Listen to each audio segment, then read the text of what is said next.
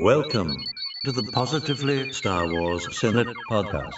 This is Obi-Wan Kenobi. May the Force be with you. Looky, Senator. Decent Jedi arriving. Let's make this our best show ever! I will sign no treaty, Senator.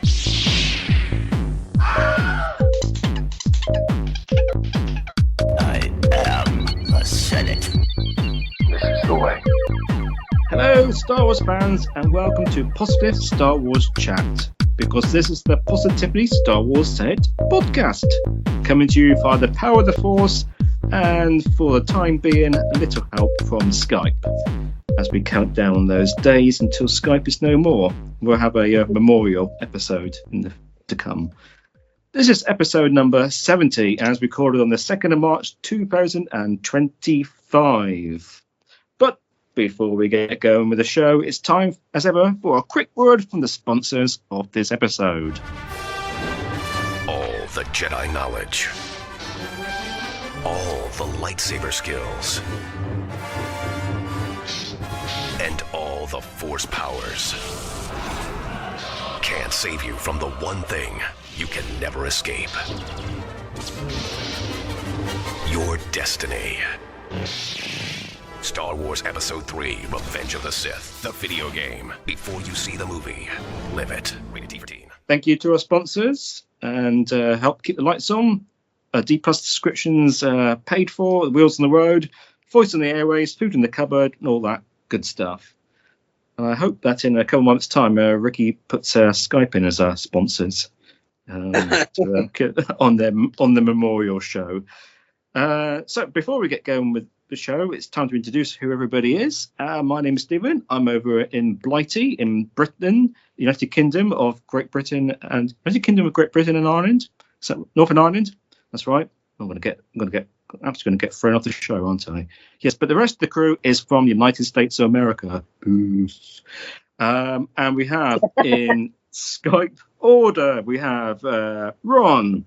Greetings and salutations, fellow senators. Chancellor. We have Marie. Hello. And we have Ryan. Hello there. Try not to bring politics into this stuff. If anybody knows the time of the year it is and what recently happened in the news, they know why I did the boo his stuff. And other Senator Ricky has given his apologies. Apparently he's going to retire. Then he changed his mind, but unfortunately he's double booked, so he can't make today.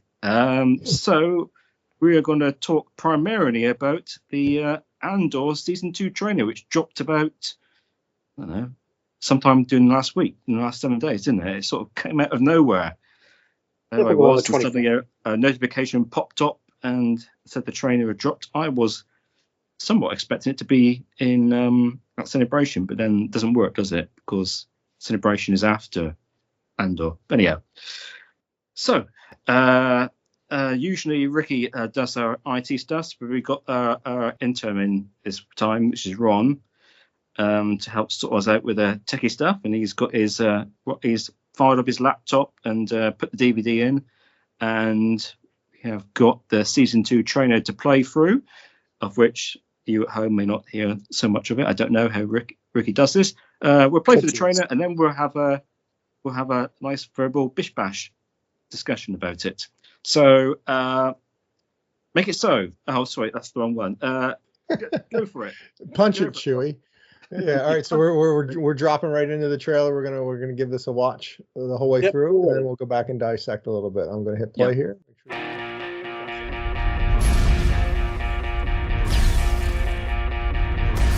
We're in a war.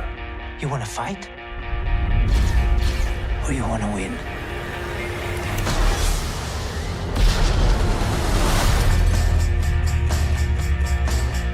Last night I dreamed that the world had turned around. All our hopes had come to be. The revolution starts now. What a swell party this is.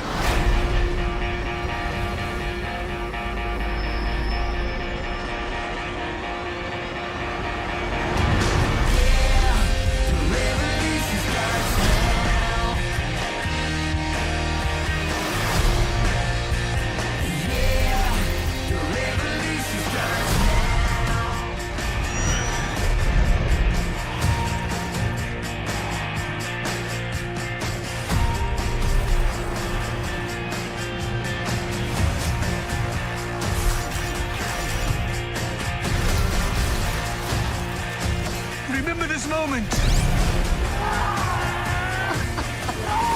You're here, you're right here, and you're ready to fight.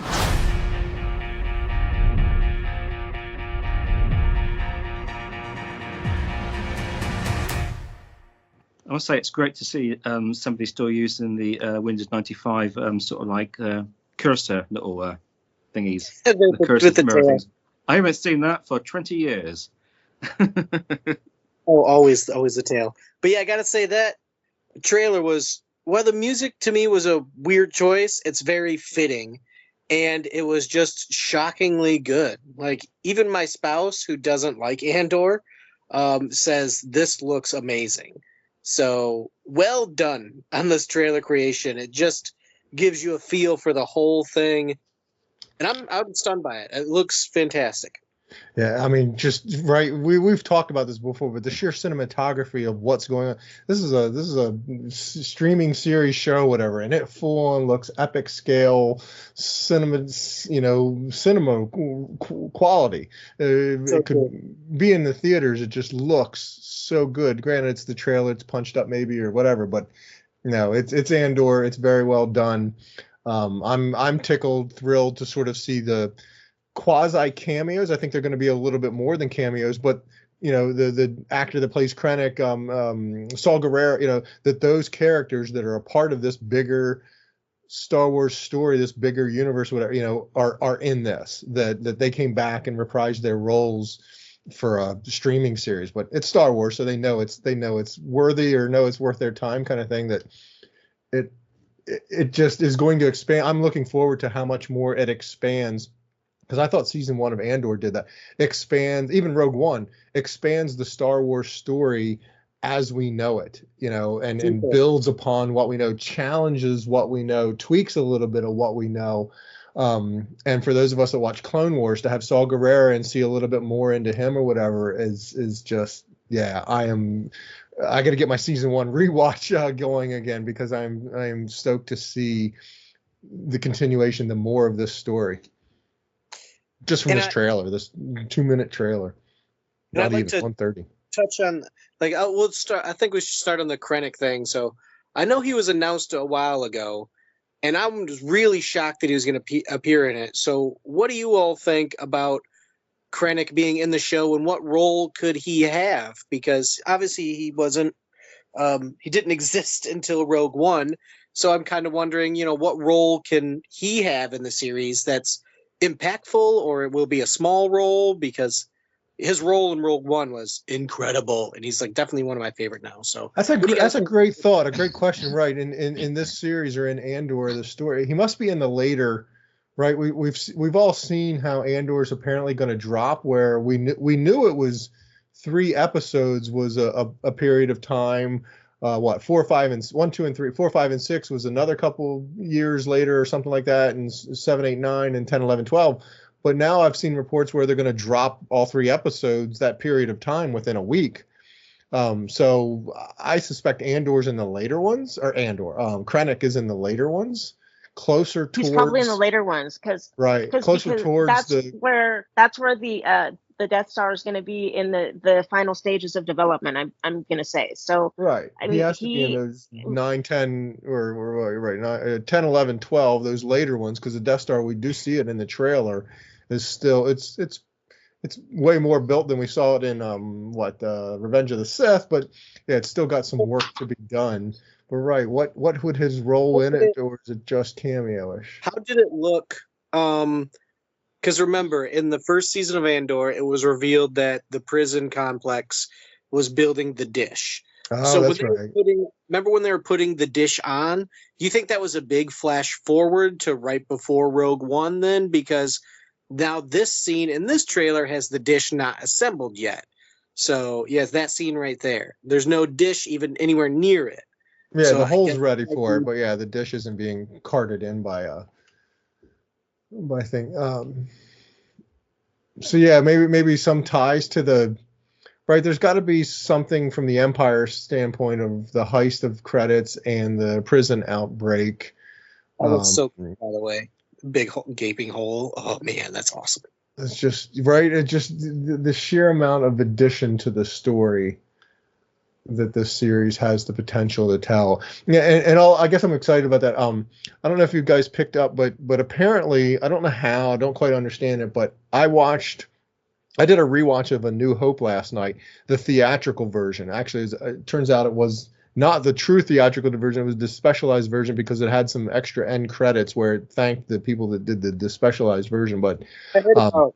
Is this it on was on Tubi? I heard about this. Roku. This was Roku had an app that if you installed the app, it somehow was broadcasting the original theatrical version of A New Hope, which I haven't Dangerous. truly Dangerous. sat and watched. Yeah, I'm fascinated by the minutia of how they got away with it, or still, or how that's going on, or they're Disney secretly allowing it so that they can see how many people actually watch it that way. I don't know. Regardless, I haven't seen that version of A New Hope I own the DVD, but I don't know. It's been a very long time, and I haven't seen A New Hope from beginning to end. Sit down, watch it, no commercials. I was engaged in something else at the time or whatever, but to watch that. And well, yeah, wow, it still holds up. It's an incredibly fast story. It's just maybe because I know it all, but it is still lightning in a bottle that is A New Hope. But it brought back to the questions of reading that crawl and the rebel spies, the first victory against the evil Galactic Empire and the Death Star, and just all that it is that built into Rogue One that's now building into Andor season 1, season 2. That's what I find. I've talked about this way many times, or whatever, but that's what I find fascinating about the Star Wars storytelling model. Is you have a little blurb, you have a crawl, and it turns into two seasons worth of content. You fought in the Clone Wars, and it turns into 7 seasons of content that creatives can take some piece, some part of the dialogue or something, and sort of tweak it or come up with a backstory, I guess is what it is, that wasn't fully there to begin with, and create and add to this vast universe that George created. And I absolutely love that part of the Star Wars storytelling model. Not that that's how it was set out to initially be, but that's what it's turned into. And I think that's a fascinating thing. I really enjoy it. Looking forward to this Andor in a big, big way for what it's going to add. Yeah, and just for the time, when we see New Hope, you're like, okay, yeah, the rebels are fighting back. Oh, hey, guess what? We just disbanded the Senate. And at the time, it was like, oh, that's just crazy sci-fi stuff. But like in current day, it's just so insane to see this. And just the way that Rogue One expanded New Hope made me appreciate, for one, Mon Mothma more, and just how much the rebels fought to stop this empirical grip on the entire galaxy. And that's what really intrigued me about Andor. Yeah, it was visually great and all that stuff, and I do admit it was slow, but seeing the slow, I wouldn't even say slow call, because it's like 15 years after the Empire started, but like to see this faster and faster grip on power. And I just want to see things from Rogue One tied into this. It'll be different. Obviously, we won't see the cut. I've always wanted to see the disbandment of the Senate and how the Senate reacts, but that happens during A New Hope, so it might be difficult. Technically, it happens after Rogue One. Maybe it happened. Well, having just watched Star Wars, while the guy comes into the boardroom on the Death Star and says the Imperial Senate won't be a problem anymore. The Emperor is just disbanded or whatever. That could potentially have, like we read into it. That this is what's neat about Star Wars, right? We read into it, or we otherwise think it just happened as that guy's coming into the room. But could it have happened? Tarkin? Is it Tarkin that says it? Yeah, it's Tarkin that says it. Yeah, he's dissolved the council permanently. That's what I thought. You're like that guy. I'm like, I think it was Tarkin. my brain power is focused on what I'm trying to say here. The thought of whatever is the way he says it. We interpret it as that it just happened, but could it have happened a little bit? But he's just now reporting it to all the various Moffs, governors, or whoever it is that's around that tape. Could it be viewed from a different point, or a certain point of view? After much like Rogue One, and we saw that the Rebel Alliance for 40 years. I thought the Rebel Alliance was like this solidified and rock solid rebel alliance that we watch Rogue One and we find out it's this fledgling, almost didn't happen. Thank goodness they went rogue to get some backing by all the fighters, or it wouldn't have been a thing.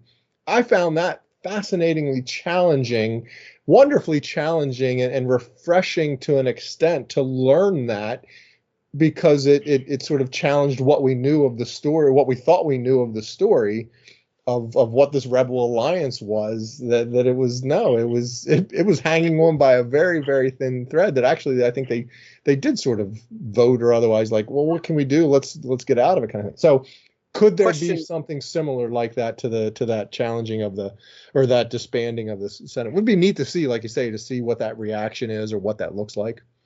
I have a question for you, Ron.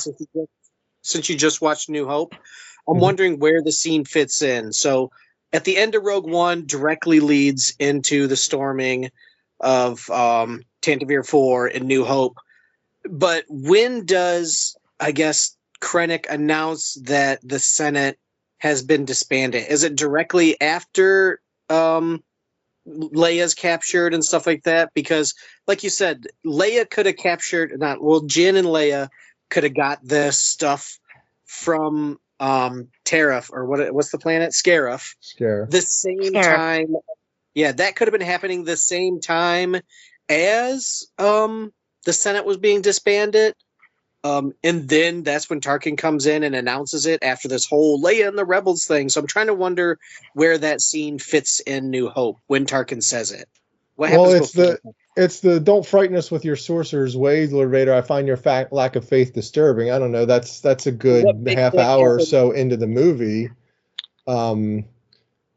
That I think they say that. I don't remember what timeline, what all could have transpired, but it's not right at the beginning, after Luke has dealt with the droids and has met with Obi-Wan and the like. So there's a day or two, or what? That's the next day, I guess. Luke, droid goes away that night. R2 goes away that night. The next morning he's up early. He gets waylaid by we probably won't see it then, because that's firmly after Rogue One. At least a couple days after. Yeah, so I don't think we'll see that. Yeah, the thing about it though is that we could potentially see it because, the way information flow works in dictatorships and things like that is that things happen and they get buried or don't get reported on. So it could have just been that, like, Tarkin has just received word that the Emperor dissolved the council permanently, but that could have happened a month ago. Well, and he could have done. They just never told anybody until like just now. Rogue One happens. They transfer the plans to Leia. I think A New Hope is that same sort of time frame, that same day where they catch up to it, and she gives the plans to R2, who goes down. It's literally the same day. Yeah, right. It's literally the same day. Who escape pods down with C-3PO. He takes the restraining bolt off and wakes up in the morning to find that he realizes at night, but it's too dark now. We'll have to go out in the morning. So it's the next morning that R2's found and all that sort of stuff. So the Emperor could have disbanded, but again, like you say, it's after Rogue One, which Andor all takes place before Rogue One. So, right. What I was going for is if he disbands the Senate because of the actions on Scarif and the attack and the plans and all of that, he disbands the Senate then because of that. That has to take place after Andor season 2's last thing. Yeah. If Andor's leading up to, right? That's everything led up to. It leads up to the beginning of Rogue One, right? And him going off to that planet and having to kill fake Pablo to escape. So right, okay, I'm with you now. I don't think it could happen. Yeah, it's just such a powerful line from New Hope. I just always wished it was expanded slightly. Like I said, I don't need a 1 hour movie about it. But to see it, to have it visualized, it speaks to what I was talking about earlier about the Star Wars storytelling model, or the Star Wars storytelling beauty that would be somebody takes that line that Tarkin says and puts some backstory, some showcases in a way. But I think you're right. The timeline of it would prove quite challenging, unless Andor has sort of an epilogue or something. But I don't want to see that necessarily. that's after Leia's planet's blown up, right? So Yeah. it's all, I don't the think Death I don't Star- think the planet's Oh wait, blown no, up yet. it's before or it's after. I think it's right before. It's before. Right before, yeah. Because your ancient religion hasn't conjured up the stolen Death Star plans or found the rebel base, blah blah Yeah. blah. So yeah, it's well before any of that. Yeah, because Luke is still in Tatooine. They haven't found Han and all of that by that time yet. So Is Leia okay. still technically a senator during the movie? I think she is, right? I did find that fascinating. And again, A New Hope could be mine for all sorts of stuff. Because she's like, Lord Vader, or holding her will, breed whatever in the Senate. And Leia sees Lord Vader, only you could be so bold as to, attack it. Like Leia knows Vader, and like she's had interactions with him before and all that. It's a weird line that, having given everything we've seen and know and all that sort of stuff, where he's kind of behind the scenes doing Order 66 with the Inquisitors and all that he kind of seems not necessarily out there. But Leia clearly knows, Lord Vader, be so bold or whatever. It's just, there's an interesting line there where he's captured her, or they've captured her. I'm trying to figure out if he disbands the Senate That's before right, because or after blowing up Alderaan. It's before. Oh, it's before. Only Ah, good. only you could be so bold. The Imperial Senate will not sit still for this. So at this point, she at least assumes that the Imperial Senate exists. Okay. Still a thing and everything. You're part of it, and you're a rebel, Yeah. traitor and a spy. Take her away. Right. Interesting. Is So- this hey? I've got the screen frozen. Is this Mon Mothma dancing Aki Aki style at something? Do we think this is her? It looked like her. To me, I thought it was her. So that's my opinion. That's her, but I think that's Chandrillan wedding style. That might be what it is. Okay, because I've admitted this. I am smitten kitten with whoever's playing Mon Mothma. So yeah, if she's going to be dancing around and everything, that's just going to be make Andor season 2 even better. Come on, but yeah, okay. That's So Genevieve Riley, by the way. I think her portrayal of the Mon Mothma character is phenomenal. Just the intensity in her ability to act out that character's fine line, razor's edge, situation that she's in trying to manage, her role and her secretive role. I am just captivated by her ability to give that character a magnitude of depth that is just, I don't know how to describe it. It's amazing. I really find her portrayal of Mon Mothma captivating. She'd be one person. I'm not usually one to have to go see an actor or say I love your stuff or anything. But if she was at a con or something like that doing autograph celebrations or signing autographs or something like that, I think she would be one I would go wait in line and sign up for, just to convey that thanks or whatever you want to say, because I think it's great. Yeah, and that's the thing. I'd never really appreciated Mon Mothma, when I was younger, and I'm like, oh, rebels, Leia's leader of the rebels, and it's like, no, she's just an acting participant. It is Luthen Rael and Mon Mothma that are really pushing. So to see some backstory in Mon Mothma just makes me love the character and just appreciate them even more. So and I really don't know how her fate ends up going, because has she told the story of how she dies or anything? I think she becomes chancellor, doesn't she? She becomes chancellor right after. She becomes chancellor after. I mean, That's really a fascinating question. Right. How she's there in Return of the Jedi, and no reason to think any of her ships would have been, or that she was on a ship destroyed or anything, right? Right. So because she becomes head of the government after Return of the Jedi. So how do we know that? I From love Clone Wars, or from, how do we know that? What do we know of Mon Mothma after Return of the Jedi? Many Bothans died. Speech. There's the book Bloodlines that discusses Star Wars. I believe it's Star Wars after Return of the Jedi. You know what, Ron? Books exist. Everything could be untrue. I was hoping you could convey my turned up nose to the book Star Wars. Yeah, right. Some of that stuff is supposed to be. Books do exist. Yeah, so And The touche. a lot of the legend stuff have her as the chancellor So that's where you said that. Return But of the okay, so the Jedi legends gets events. discounted, but the And then, canon stuff, but bloodline the canon stuff also does. mentions her. Mhm. Okay. Canon stuff also does mention that she is the chancellor. But what I love is we go from this character that we see for like a blip in Return of the Jedi, and all of a Yes. sudden she's super fleshed out, and she becomes more and more. I mean, we were supposed to see her in Revenge of the Sith, but we didn't get a lot of her. I don't remember if we got any of her spoken lines, No, or I don't think so. or I think if all of she's that was just left on the cutting room floor.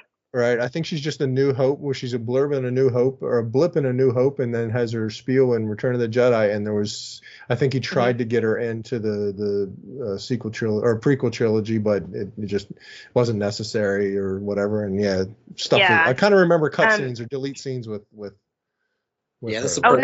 no, there's a full scene with the separatist what becomes the separatist faction of the of Revenge of the Sith, which Mon Mothma is a part of, and Padme is a part of, but along with Bail Organa. But to go from like this blip in Return of the Jedi to this fully fleshed out character who's walking this razor's edge, who's trying to balance her role as a senator with her role as the leader of a rebellion, and it's amazing. She is amazing. There's a lot of walking, doesn't he? A lot of walking. So Was this scene odd? Where is it? It's at the beginning, isn't it? Come on, yeah. Stormtroopers in a field. That just felt, the first time I saw that, it just felt so odd. But now, as I've sort of come to terms with it or looking at it, it's very cool. We've had stormtroopers on the beach. Them in the daylight, I think, is where it's odd to look at. Whatever. I mean, I did think that all the stormtroopers look very clean in this, but then they're going to look a bit clean, aren't they? So, I got a bit used to seeing them all a bit dirty and stuff in Mandalorian and stuff, the remnants and stuff. Yeah, but relatively new here at this point. No more odd than them walking through an empty field in Rogue One for 2 miles as they approach. Yeah, we've hashed that one out. The park's so far away to make them quick. Prepare. They have 2 miles. So another character that I wanted to touch on was Saw Gerrera, because another powerful moment from Rogue One is when Mon Mothma's like, no, he's too extreme. So I'm hoping that this shows a union between Saw and Mon, and then a fallout between the two, because, while there is paths to peace, usually destruction is, not the correct way. We don't want to condone violence when we're fighting for peace, because then it puts you on their side, puts you on the oppressor's side. Saw Gerrera is a great character, but Mon Mothma is a politician. So she realizes, listen, we can't win this war by doing what they do. We just have to stop them and reveal to the people how bad. Eventually the people are waking up. It's even said in the first season, I think Luthen says it, like, people are waking up.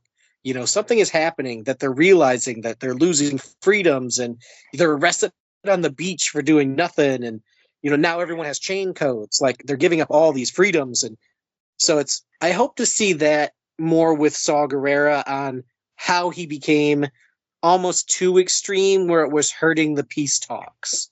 I think he always was, because even in Bad Batch, we see that he's just all about, I don't know if I can say confidently that he's all about, but his is just doing these little bits of damage here and there to, trying to undermine it through acts of terrorism, I guess, basically. And to simplify it, these little things.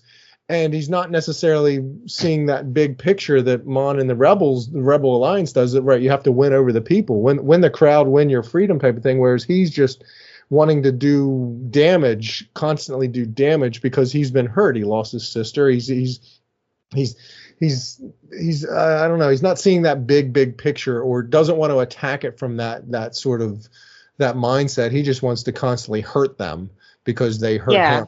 I think the character that we see in the trailer is going to be a 10, 11, 12 episode reveal where we see him, because it very much looks like Saul that's in Rogue One. Maybe we see some early Saw where I think we saw that in Rogue One when Jyn Erso was little and he was bald, I think, or more clean shaven, whatever you want to say. But the trailer's at least showing a Saw that looks like it's going to be very close to a Rogue One. But right, there has to be some more sort of development to the riff that is why he didn't trust anyone coming near him. He even questions Jyn, did you come here to kill me? That, you know, there were so many lies and deceptions going into everything that he was just paranoid by all. You know, did the Empire want, he's got to think the Empire wants to kill him.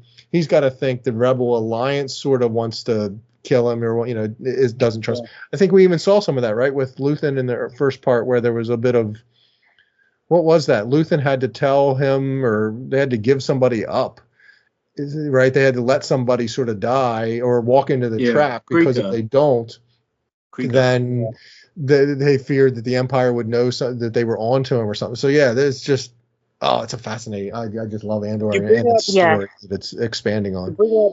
You bring up a good point about Rebels. Without Googling it, do you guys remember the time span for Rebels? I know it was 5 years before New Hope, but does it go all the way to New Hope or to like a year before? Do you guys remember offhand? Doesn't go all the way up. I don't remember exactly. Rebels. How does Rebels end? Isn't the right? Isn't the Rebel Alliance? No, it doesn't go up to A New Hope, because we get no, it doesn't go right up to A New Hope. The Ghost in Rogue One. We get a couple of cameos to where we know the Ghost was in the attack on Scarif and was there. We don't know why. It must have. What did we guessed or surmised something? Because why wasn't it not attacking the Death Star? Why isn't it? That's the biggest deal in the world. From that base where they just attacked. Sure, Scarif. Why are they? But they had to go off and do something. I forget now how we justified the Ghost not being there. Were they fighting Thrawn at that time? Yeah, it could be something. Somehow it works out. Obviously, Filoni's not a fool, and somehow there's a good reason why the Ghost isn't a part of that. And again, somehow the Ghost isn't there. Yeah, the Ghost is a ghost, right? And easy enough, because it's not like that base knew the Death Star was coming in that time frame. If they were available, or they were rushing back to help destroy the Death, whatever's going on, it wasn't a known attack or anything like that. The Death Star, I hate the Death Star hyperspacing to Yavin and whatever, how it gets around, but whatever. It gets there and it will be on the other side of the moon in 30 minutes to attack the base. So that's easily enough why the Ghost is clearly somewhere else, where it was just recently there. Because that's a day or two. What would we figure out timeline wise that the Ghost was just there in the Battle of Scarif? That's the same day the plans get into R2. R2 escapes at night and they can't go out in the morning the next day to look for him. So that's the next day. So the Ghost was just there on Yavin 4 attacking Scarif, but then left. That the Death Star's there later that same day that R2 left and they went and found him in the morning? Or is there another day, another potential day, night? We don't really see anybody sleep in all of that, right? So no, the Ghost was just there on Scarif and skedaddled for some reason the next day. Okay, so I have a timeline here of it, and it's season 1 is 5 years, 5 to 4 BBY. Season 2 is 4 to 3 BBY. Season 3 is 2 BBY.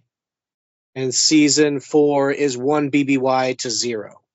So, because apparently it gets mentioned that the Death Star plans are stolen, and they have time to go fight type of thing. So, the Great Purge happens in 2 BBY. Like, that's when the Great Purge happens. So, there's like a ton. I mean, I feel like we could do a whole nother season on like just this like 5 BBY area, because like I said, the Great Purge happens of the Mandalorians, which is massive, which is shown in Rebels, so maybe it doesn't have to be on screen.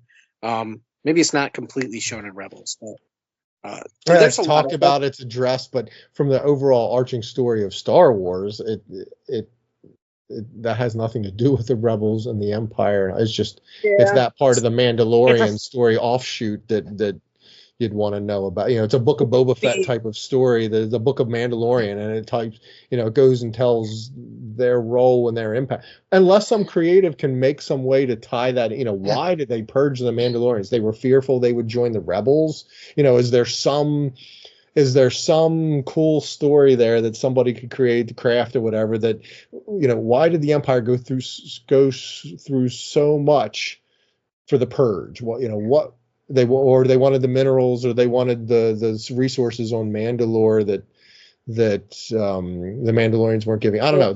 That's where some creative. I'm just the guy that consumes it and absolutely loves consuming it, watching it. I'm not a creative type to come up with that, but there could be something there, right? I have a small recap for season 3, and it's revealed Obi-Wan Kenobi survives, Darth Maul dies, the rebels receive official organization from Mon Mothma, becoming a unified rebel alliance, and this is 2 BBY. The Mandalorian Civil War begins. Sabine Wren acquires the Darksaber, which then leads to the Great Purge. So you have all this massive stuff happening so we're going to see when Mon Mothma officially claims that they are a rebel alliance. And then at the same time, the Great Purge happens because Palpatine realizes that the Darksaber, that Mandalorians have the Darksaber and they're about to become a unified force. So he eliminates them all. That could be addressed in Andor, even just verbally or whatever. Where Mon Mothma, what about the purge on Mandalore? Just the Empire's getting too big. We have to keep this Rebel Alliance. We have to keep fighting or something. Yeah, there very well could be. That'd be neat, right? To have that addressed. Right. That's all I want is just a simple mention, because that helps identify timeline stuff, and that's why I love Star Wars. Even a small mention of like, oh yeah, this is when this happens, or did you hear about the gas explosion? Anything that ties Rebels into TV or vice versa is like, yes, score for Star Wars. And because I like the interconnection between two things, and that's why it's nice to be AKA a deeper fan, because there's lots of fans who haven't watched Rebels, so then there's lots of fans who don't read books, and there's like deeper and deeper. So it's nice to see the connection between Rebels, one of the least viewed ones, up to TV always gets more views. There's no doubting that. So just any mention of that, I'll be happy. Yeah, and don't watch Resistance. If Andor can sort of the Clone Wars had that to some extent, where something happened that it made people go back and watch it and go, oh wow, I thought that was just a silly cartoon, but that was really had great story, and kind of after the fact go back and watch something to become that sort of more complete fan because they discounted it for whatever reason. So yeah, I'm very thrilled. Even Resistance, as silly as it was, or whatever, glad that I have kept up with it all, so that it's building and growing for me organically and timeline wise, and not having to go back and try to retroactively make sense or fill in the blanks more, that I'm sort of up to speed enough from what's on screen and the story, whatever, that right, if there's a nugget dropped in Andor season 2 about something like that, we'll know what it's from. Whereas right, there's going to be some fans, it's like, what's that? Oh, I have to go back and find out more about what that means or what that is. It's becoming it. We've always had a Star Wars, an SWU, but it's becoming the MCU. That it's becoming this, but what is that? That's Marvel's cinematic universe. And Star Wars has always been a cinematic universe, but right, we're getting all these various different story things that are not helping to tie in, but helping to, and not even helping. They're just fleshing out more story. No, they're not helping. They're just fleshing out different aspects and different things that make it more of a world rather than just additive. A little, it's very additive. I say it's bigger than the MCU. Now, after you just saying that, and me being a huge MCU fan, a huge comic book reader, I say it's doing more than the MCU. Yeah, the MCU has more movies, and they do have some books and comics that kind of tie into the movies, but mostly the comics just tell the comic book story and the movies tell the movie story. But with Star Wars, you have the movie story and the animated story and the streaming story and the book story and the comic story all tied together. And I must admit, Marvel doesn't do that. Like, Disney is bigger and more in-depth than people realize, just by your simple statement, Ron, because like I said, people confuse it. Yeah, the MCU has comics, but they tell comic book stories. Mhm. They tell it in a different universe, in the multiverse. The movies tell their own stories. There is some books about, I've read books about the backstory of Wakanda and like T'Challa when he was young that specifically do tie into the MCU, but it's few and far between. Where like Star Wars releases 4 or 5 books a year that have true impactful meaning in this whole, and it's a story that, this is why I love Star Wars. I'm damn near almost getting chills. It's like, it's so Right? big. Isn't it awesome? Comics, books, animated, streaming series, and then, the top or bottom of the pyramid, whatever you want to do, movies, where it's just this massive story and it's bigger than Marvel. And I just now realized that. And it's like, yes, it's amazing. And I love being a fan. And I've talked about it before, and I will use this again. Just that, right? I think that's the difference. That Star Wars piece, that it's going to prove challenging more and more as it gets bigger and additive, and it's all tying to sort of keep it in check for the new creatives or whatever. But to me, again, that's a fascinating aspect of the Star Wars storytelling model. That's it doesn't do that comic. I've said the comic book stories, that's for comic books because they can retell a story or tweak something, and comic book lovers just, roll with that. And it's just it's another story. It steps on something that happened previous, but no big deal. I just want more I just want more comic book stories out of my comics, or whatever. Whereas the Star Wars story as a whole, cause it has to keep track of everything that's happened before and future and find a way to tie it all in to truly make a legit universe that everything jives, like you said, books to animated TV movie, that it all is this huge, it's just getting additive to something that was lightning in a bottle in 77 with A New Hope and his vision or his dream or his wanting to build this universe and let other people play in it. I would hope while he might not be happy with the way the story treatments went and all that, I would hope he's ultimately happy with, he did achieve that goal, so to speak, that he's built a universe where his directing buddies or writer, others can play in it to add to it and make it this big giant thing that is chill inspiring, because it is when you really get into it and think about the story and all that's gone into it and what all these creatives have done to add to what we know and keep contributing to it. Andor season 2 is really has the opportunity to be a home run of home runs. So doesn't Yoda tell Luke or something, like one of you guys might remember this line more, where Yoda says something, "We are what we grow beyond"? Doesn't he say something like that to Luke when he's a ghost in The Last Jedi? I can't remember exactly, but it's like, when he's teaching him to teach them your failing, then he's like, "We are what we grow beyond." And that's like, that just feels like a bigger picture to Star Wars. Thank you, George Lucas, for creating it. It became bigger than one man can control. Obviously, the universes weren't the same before. They were expanded stories that George Lucas respected, but they weren't his stories. So he's just like, I'll make my stories, you make mine. And something he created grew beyond something that any one man can control. And I find that line, I constantly think of that line from Yoda. Again, I'm sure there's more particulars about it, where it's like, we are what we grow beyond. And it just grew beyond some, like you said, lightning in a bottle, perfect timing. Fans started writing stories out of the love of it, creating backstories to these characters, the added new movies, prequels, more backstories, comic books, and it's just this giant snowball that is just barreling downhill right now. And I'm clinging on for the ride, baby. Like it's not going to get too big for me. Like I'll read everything I can, and it's great. And I must say, something that I would never thought I would say is that because of this little conversation that we had, I always planned on doing an Andor rewatch before Andor. Now I think I'm going to do a Rebels rewatch to prepare for Andor season 2 and to just see if anything kind of pops up. Don't trust my memory. It's still going to be crap. And I'm going to watch an episode and be like, I totally forgot.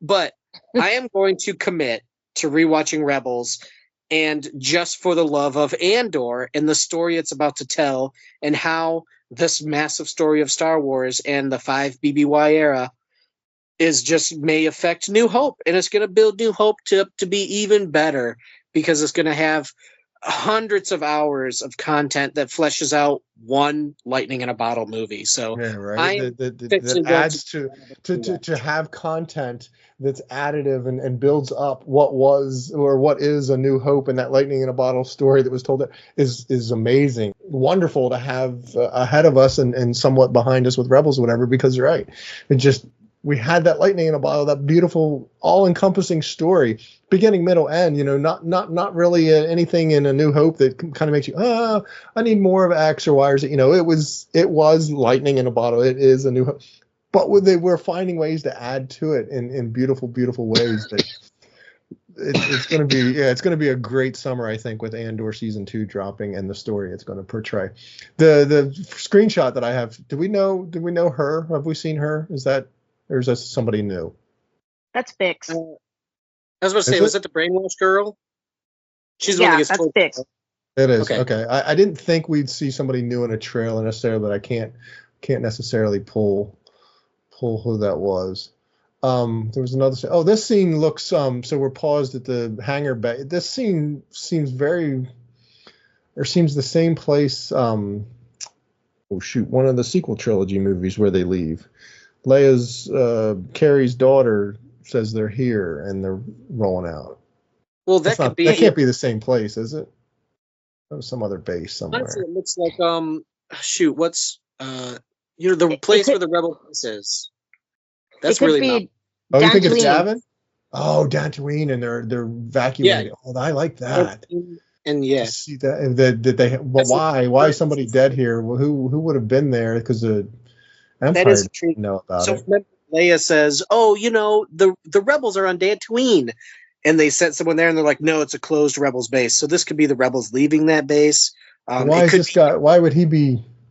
Seems like they're leaving in a haste, and they were attacked by something, but the Empire doesn't know it's them. I don't know. We'll find out, obviously, right? Don't know why. I know Yavin is full of mountains, so that, and it looks like the temple entrance to Yavin. You know how they have the temples and they're kind of A-framed. So yeah, I'm going to go back at I think we saw. Oh shoot! Didn't go back far enough. The X-wing markings. Gray. Yeah, with the lines and all that. Where?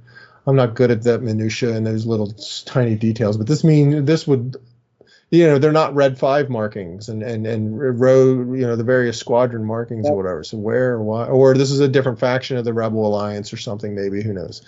That's why we're going to watch and find out. But they're cool to see, right? That's what I'm saying. That's probably Dantooine. And somebody was speculating that the wheat fields are Lothal. Oh, standing building. Yeah, that could be, because isn't that what? Because that's a big there, and not Kanan, but the other kid, Ezra. He's on a building like that, isn't he? Like, I swear it had a thin base, up kind of fat. Yeah, he's like on a silo type of thing. It'd be neat to see. Obviously, I'm not going to invest in it, but yeah, it very well could be. Yeah, I mean, it's speculation at this point because obviously we haven't we have a few more weeks till we get the show, but that's what the word is, that it may be Lothal. I definitely got to do a Rebels rewatch. A little bit more, Ron, to where they're walking through the hall. Yeah, that, like, they're wearing stormtrooper armor and stuff like that. So I'm wondering if those are another kind of stormtrooper, because obviously they don't have helmets. Is it stolen armor, but the people behind look official? So this scene is also just intriguing. Obviously no answers, but I see this as the bad guys coming. You think it's rebels infiltrating something or doing something. I don't know. I just, for some reason, I viewed that as the bad guys walking down a hallway for some reason. This was Deidre, but it's not. Yeah, that's definitely that seems like parts of stormtrooper armor, right? Like the shoulder pads, that's stormtroopers. The chest pad, but they're not wearing helmets, goggles, and stuff like that. So I don't know. The midsection is complete. I don't know. It's trooperish. It's a hodgepodge of stuff. Yeah, it looks like stolen armor.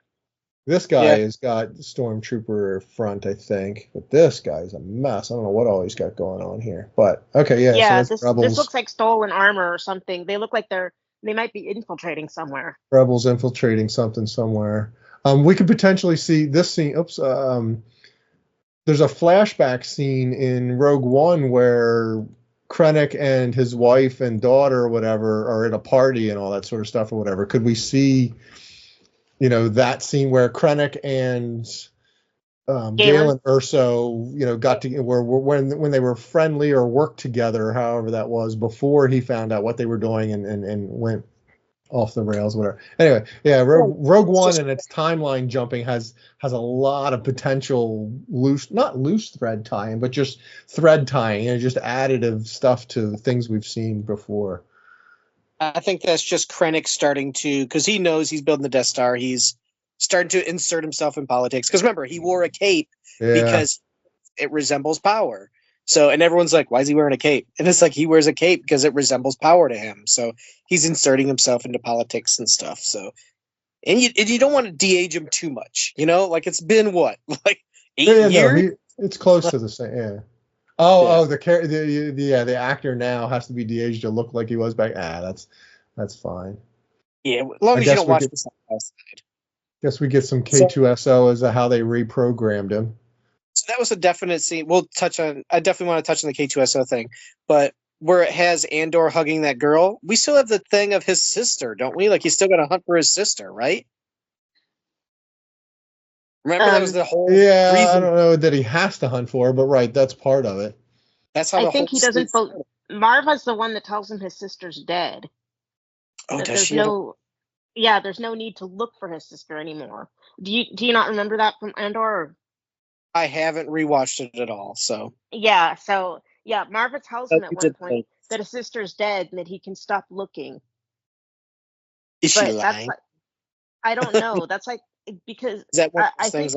Give up the search.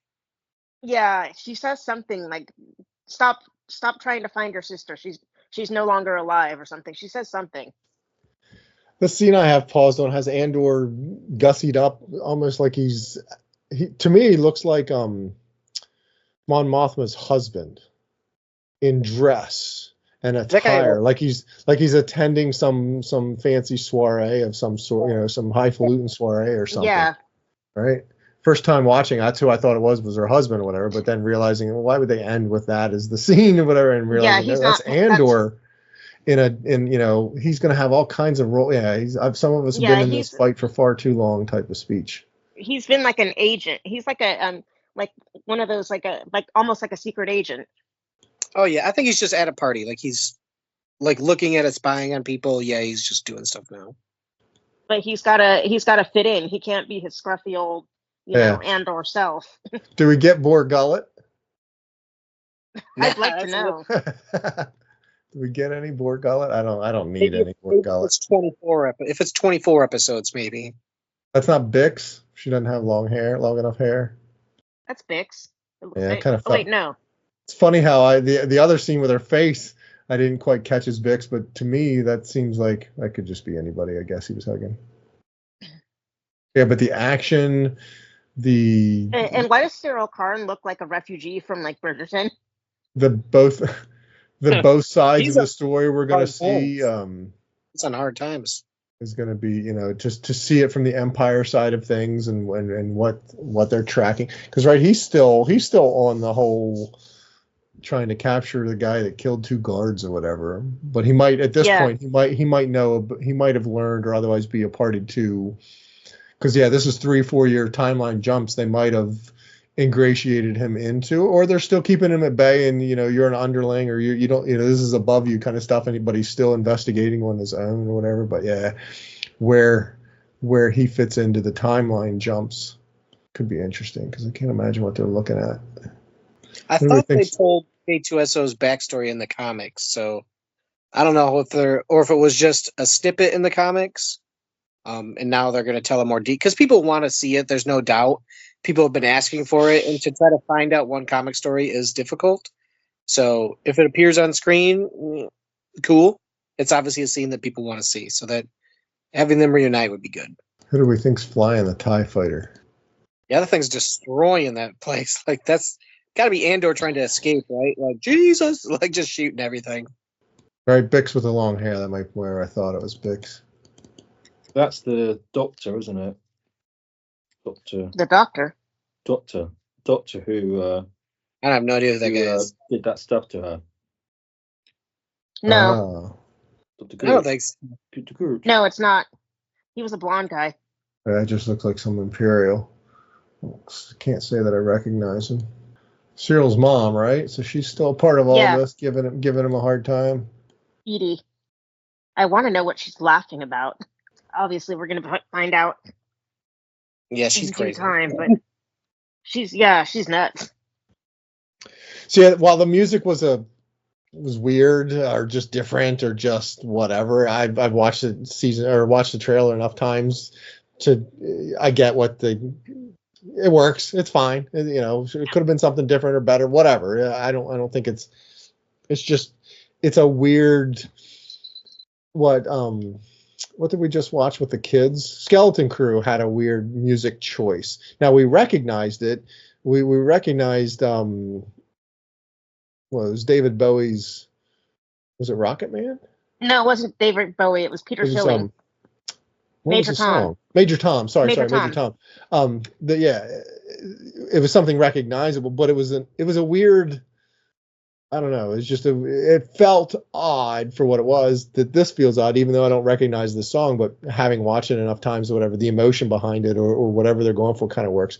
I've rewound the one scene we see where we got a point of view of a missile taking out something traveling in the field or whatever. Yeah. That is how much. What do we think of that in terms of? I mean, I get it. It's 2025 and stuff can be made to look real, but that looks like a real missile fired off and destroyed something. I want to know how much. I want some minutia there in terms of the. I'm surprised it's not a laser. There's lasers everywhere, and now it's like a rocket. Yeah. A rocket. Missile being fired off. So yeah, I've got to get my rewatch in. If you're going with a Rebels rewatch, that's a daunting task for you there, because that's a 7 series. That's a lot. That's a lot. It starts soon as we end this Senate. Yeah, it's 4 seasons, so it's short, Okay. but there's a lot of episodes in there. So you've got a lot to watch before April 22nd or whatever. Yeah. So you still got a month and a half?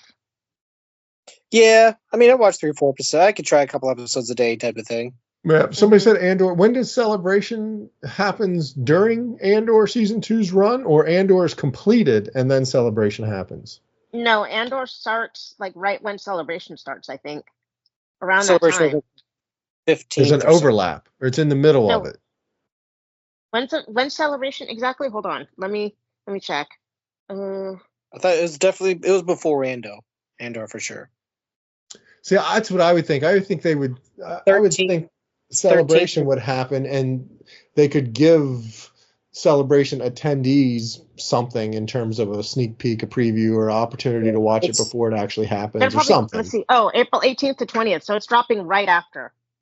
So I'm sure they're gonna watch they're gonna be able to watch the first episode or something. Yeah, first 3 or something to. No, to probably give the those first episode, because I remember to attend.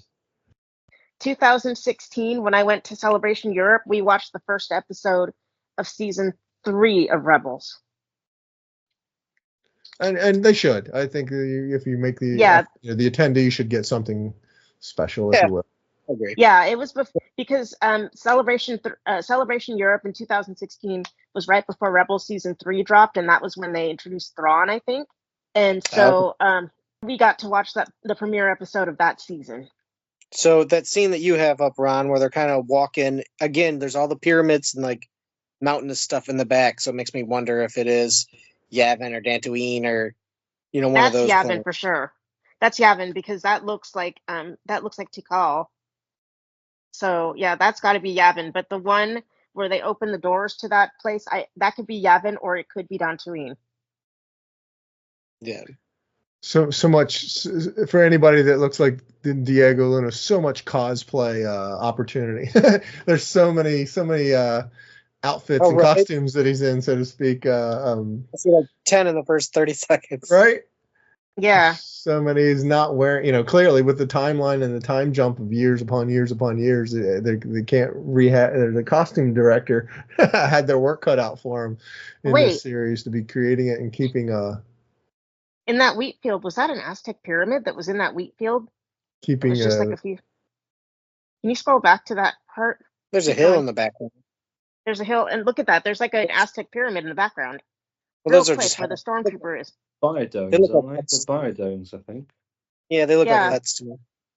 Yeah, they're just huts. Are they huts? Man-made. Okay, Yeah. never mind. It looked like an Aztec pyramid for a minute.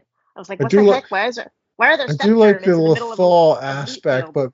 but what your Rebels rewatch will let us know. Don't they show up there, or they've been there and Ezra's dealing with them. Yeah, and they've been there. They've been there. Yeah. Okay. I just hope those stormtroopers ain't got any allergies. I mean, that was walking through cold. The helmets filter out. Wait, what's it And filter Helmets out? filter out a But lot. it doesn't Particles. filter out poisons. The poison. It doesn't No, it filter out filters. poison. doesn't Filters out filter out- particles, but not smoke.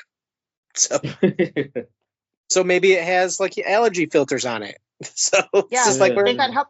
They've The got dust- HEPA filters.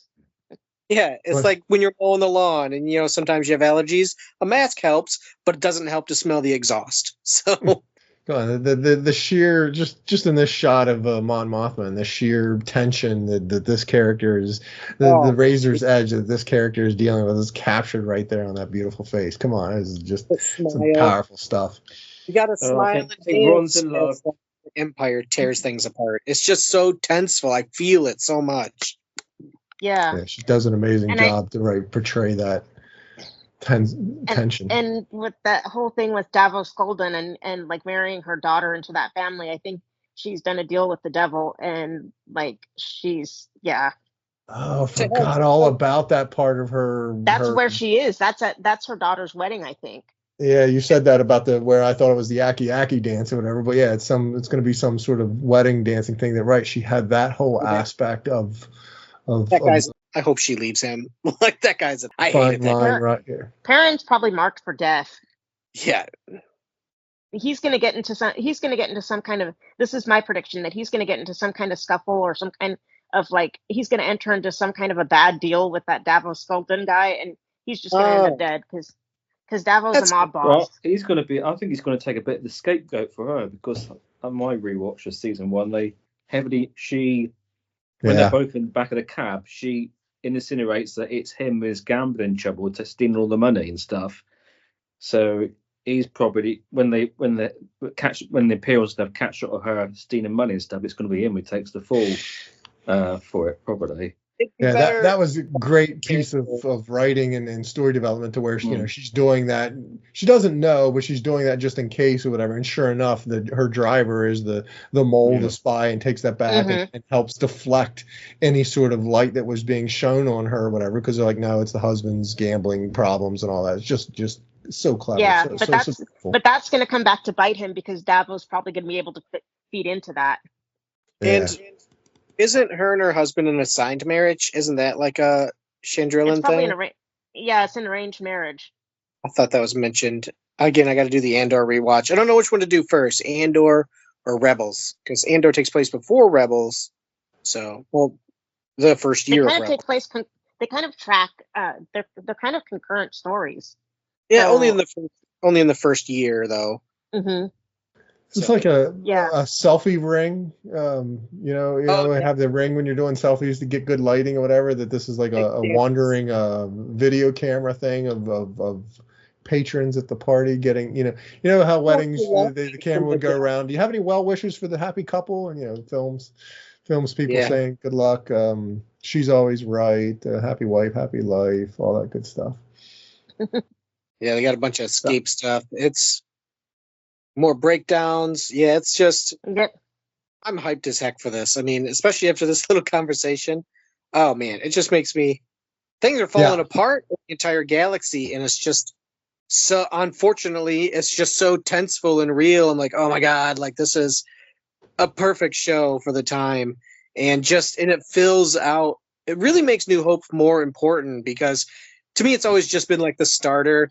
To me, it's kind of aging like meh, like the the story is slower. There's less battles. Where movies now need action to keep less attention spans. They need more action. I Well, understand yeah, New Hope. because everybody's ADHD now. Yeah, I know New Hope has its place in history, but it doesn't feel like it has enough now. So these make New Hope feel bigger without having to just redo New Hope. They're not making it animated. They're not reshooting it, although I'd support an animated one. It's just giving this backstory. So every little line, the Senate's been disbanded, you wouldn't dare attack a senator. All that stuff just feels more and more powerful, that it gives you the depth that just New Hope alone doesn't give. Andor gives that feeling of just overwhelming government control, and it makes the Rebel Alliance so much more powerful and meaningful, and it's great. This is really doing a lot. It really does. It really fleshes out that story and really gives it new life and new depth because of that whole thing of like how power takes control. It doesn't all happen at once. It doesn't happen in a day. It didn't happen that day that that Palpatine threw Mace Windu out of a window and like turned Anakin into his apprentice. It started with that, but then it built from there, and it built slowly, and it's a great story, but it's actually a slow story, and it takes place over decades, because look at where we are now. We're 15 years after the events of Revenge of the Sith, and this is where it really starts to build and where things really start to coalesce. Yeah, it wasn't the takeover of the Senate and the Republic was not an immediate faction. He had to deal with the Senate. He still had to play the Senate's game, even though he convinced them to back him. Hey, build this grand army. We're now the Empire. He still stripped mined planets to build the Death Star. He still killed the Wookiees to be slaves. Like, he still did all that, and he had to bury it and use misinformation. It was a slow cutaway of rights and misinformation and hiding all this death and horrible things he's doing, just to eventually lead up. I have the Death Star and I am in ultimate control. I disbanded the Senate. Oh yeah, 5 years later you're dead and it's all failed. So he did all this stuff over 30 years just to die anyway. Like that's what gets me, is the mass Sith plan for 1,000 years to kill the Jedi and control the galaxy gave you 5 years of rule. So yeah, exactly. Like, well, if the Death Star, the what if the Death Star is not blown up, how successful is he in controlling planets and all that? But it leads me to a question, and part of it is Lucas. I think, Lucas made it up as much as everybody's like, oh, he had it all planned. He made it up as he went too. He made it up. Because there's Death Star 2. Why, when Lucas makes it up, but how do we retcon it? Well, how do we make it make sense that they made they were making another one? If they had the one, and it could, and I hate saying this out loud because I hate that it can do this. It's too massive and can't do light speed. But anyway, that it could hyperspace to anywhere it needs to blow up, or otherwise can keep control of whatever it needs to keep control. What do you need a second one for? And why was it bigger? So that it gets back to there's some creative can help flesh that out in a creative and fascinating, interesting way as to what the thought was behind. Because Death Star 2, as I understand it, was not created because the original Death Star was destroyed. They were being built in conjunction. Why? Is it like that Jodie Foster movie where if you can build Contact, I think it is, where if you can build one, build two. It's cheaper to build two while you're doing it. But why build a second one, and why was it built I never liked that it was built bigger, or that it ends up being bigger. Why was it bigger? There's talks in Star Wars, in universe, that the money that Palpatine is hiding and the raw resources that he's using to build the Death Star is destroying like the Empire. It just costs too much. Even Thrawn mentions on it. Why not just build these TIE interceptors or triceptors or whatever they are? Yeah, there was a little creatives imparting a little real world sort of follow the money and how are you paying for all of this? And So it's stressing the empire. There's factions within the empire that think that's a bad way to use the resources it has. So that's interesting. if he's building one invincible, this is never going to sink ship and Death Star 1, why waste the resources to build a part 2 when you could just, I don't know, put some cool spoilers on Death Star 1? Something.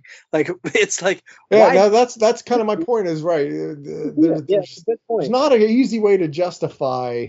So somebody needs to, or somebody could tell a story, create an Andor type show or something or whatever that helps to flesh out a good reason for Death Star 2 and bigger. Now maybe it could hold stuff.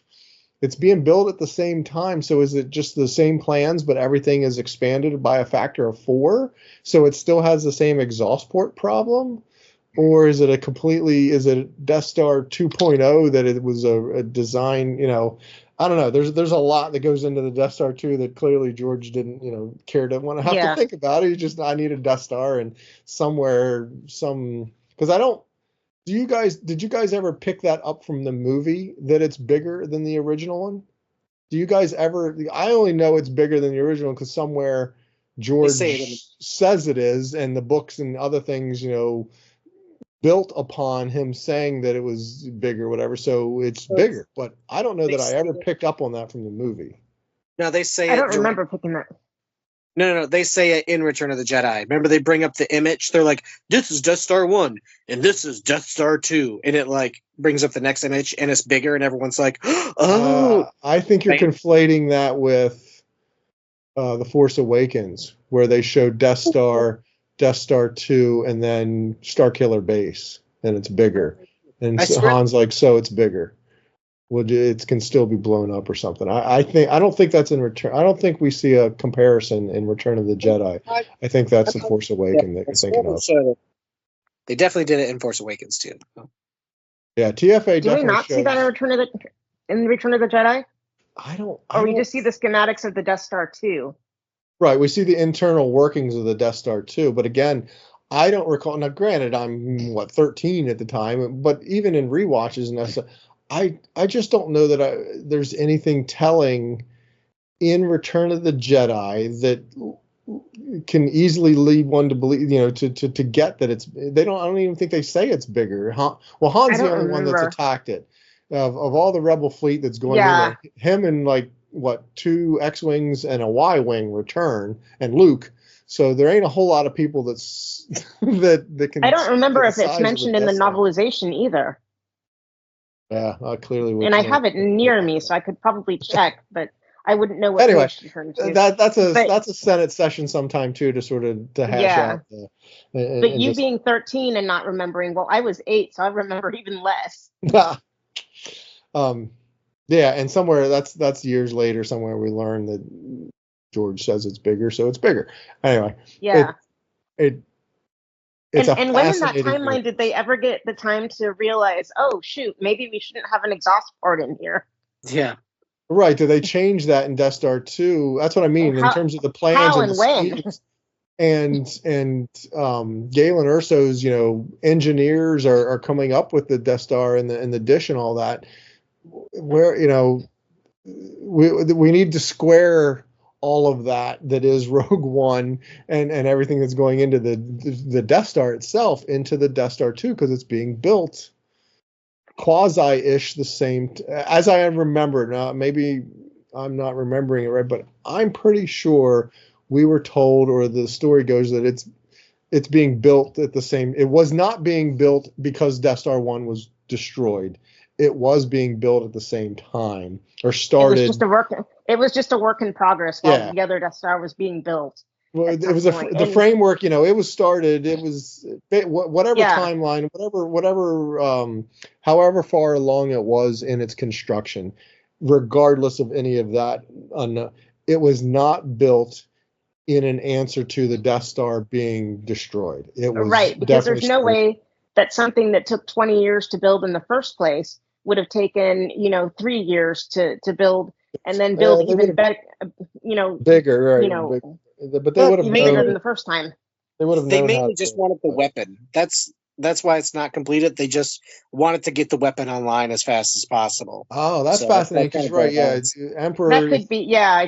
did learn his lesson there in terms of all right, we're going to build this thing, but we're going to make it a fully functional thing first, and then we'll build out the dorm rooms and the kitchens and the Yeah, where food courts. Yeah, before the game the room.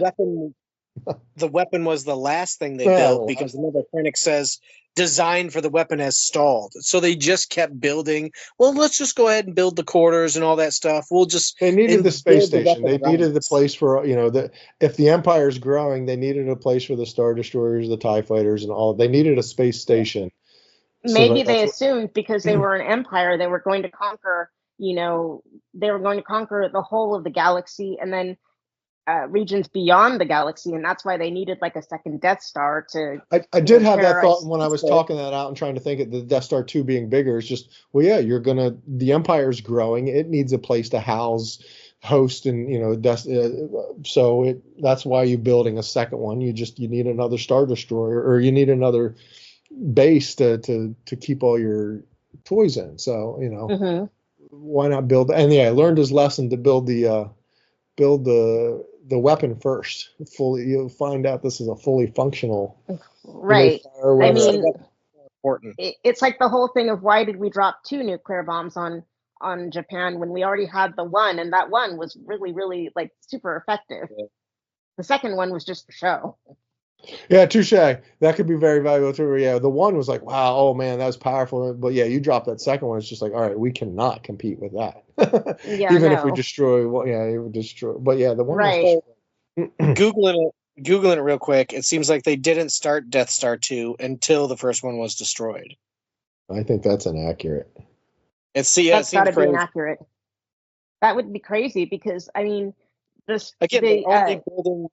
If you look at it, they only want the weapon. Really, the rest, most of it isn't even built. Made just around the weapon is built. They wanted that weapon more than anything. Well, right, so right. yeah, mine is definitely with an asterisk because like I say, I'm what's on screen, whatever. I'm just in terms of what count, my recollection or my answering the trivia question in terms of that way is just various things I've heard, read, and sort of squirreled in the back of my mind. I don't know what my source material is for why I think it's just something that's in my mind that it was odd to have learned that. So that's why it's stuck there that the Death Star 2 was not being built in an answer to, but that could have been retconned or changed.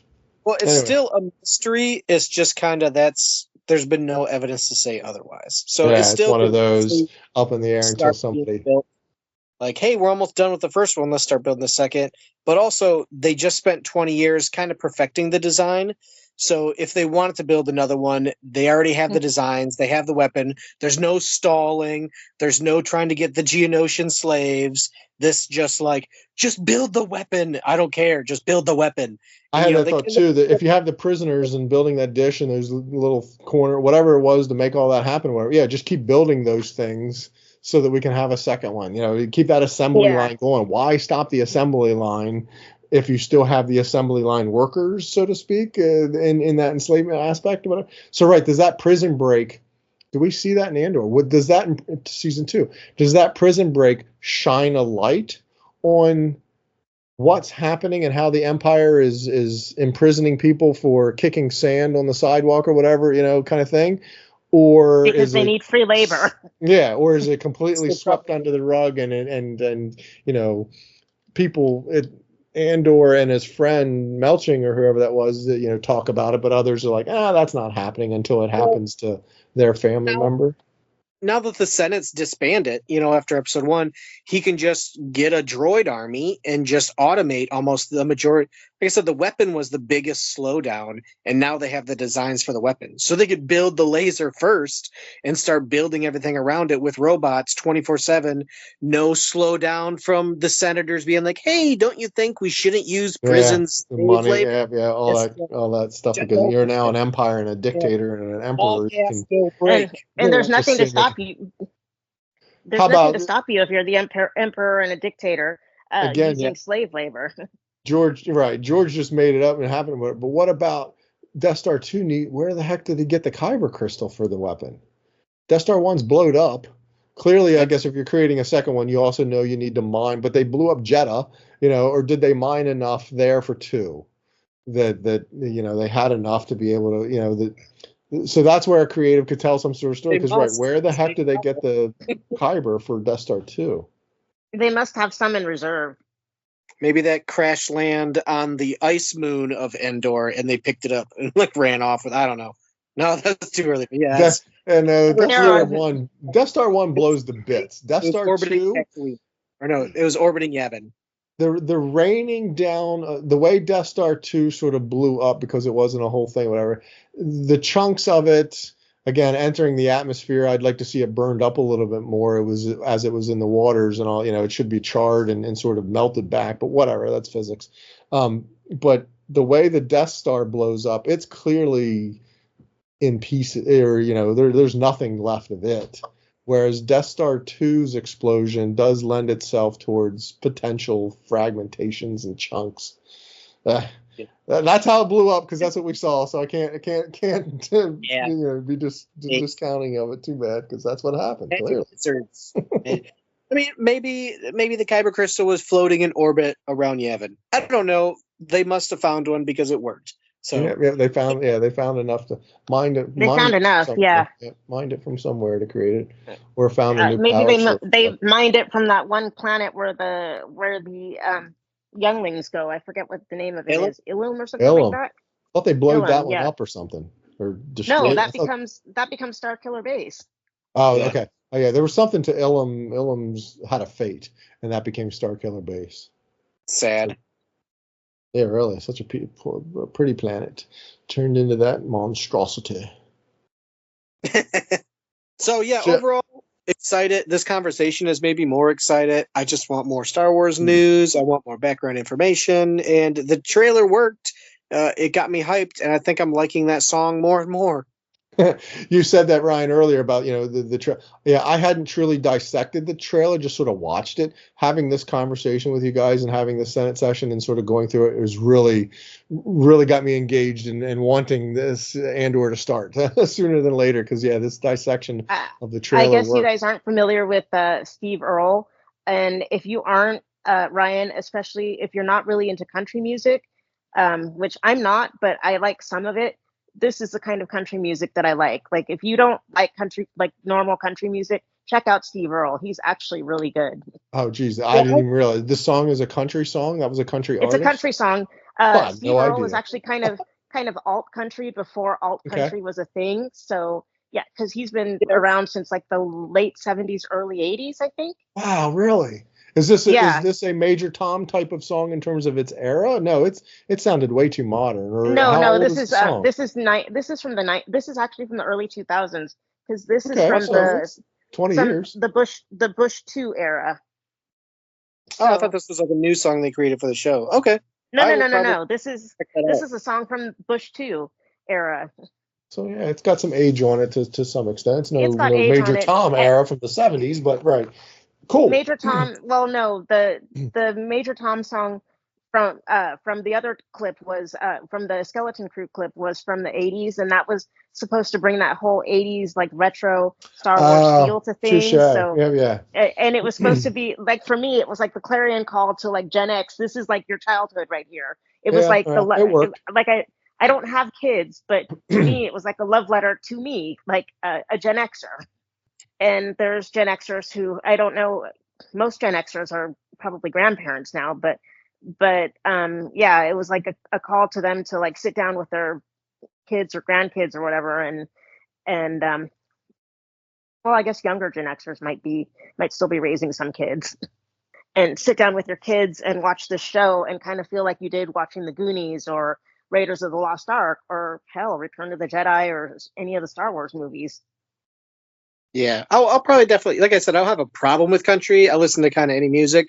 If I do listen to the radio while I'm driving for work, it's only country around me. So there is times that I listen to it, Shaboopy, whatever. There's some bops out there. So I'll definitely give it a shot. Yeah. I definitely will admit if I'm driving around, a country radio station is not on my dial anywhere. No, nowhere on my dial. Like I understand it because I live in Central California. with the Android season 2 trailer dropping, that was a bit of something fresh and new, whatever. Is there any other Star Wars news we should go over or give over once over twice? Yeah, real quick, there's just some small things. They did announce episode 3 is coming back to limited theaters April 25th. So we have Celebration, we got Andor, and episode 3 coming. So April's packed, man. Like, that's nuts. They're cramming everything in like a 1 week span. Just that Friday, or that Friday's when it drops and it's available for like the week, maybe. I think that's how they did the other ones, right? A week or two. It's limited. Yeah, I thought it went on like I 2 hate, weeks. why do they do that limited stuff? I It's didn't only get it. it's the metro areas. Just let any theater that wants to show it show it. I know, and do it for like a month or two, because again, Yeah. I live in the boonies. It's not hard for me to get to San Francisco or Sacramento or a major metro area, but it is like difficult. Transit wise and stuff.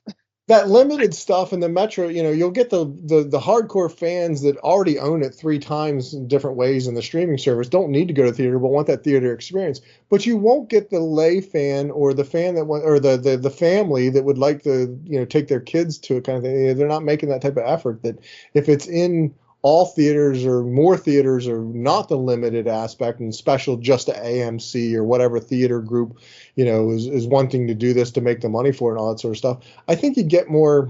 You have the opportunity to build your fan base in a better way, because there's a generation that hasn't seen these things on the big screen, and we know that's a big thing of mine. Anyway, limited theater thing is a fascinating why. Just like I said, it's not a huge deal for me to get out to the city or whatever, but it takes it's time invested that I don't have to get out to the city or get out to Sacramento or get out to like one of these major areas where they would be showing this. I mean, I could get on a plane and be in LA within an hour and go someplace in the LA area, but to do that I have to go like an hour out of my way, and it ends up being 3-4 hours, because you have to allow time to get through TSA, and then goodness knows I don't really want to fly right now, hearing that every other plane is dropping out of the sky. Right. So, and I talked to I have a local theater, but it's like small town, 4 screens. Sometimes the bulbs don't work. We were happy when they got cup holders for the seats. Like, it's like that. I talked to them when Phantom Menace came out, and they said Disney won't show it unless they show it in like 4 or 5 screens. So it's like, it just eliminates all these smaller theaters.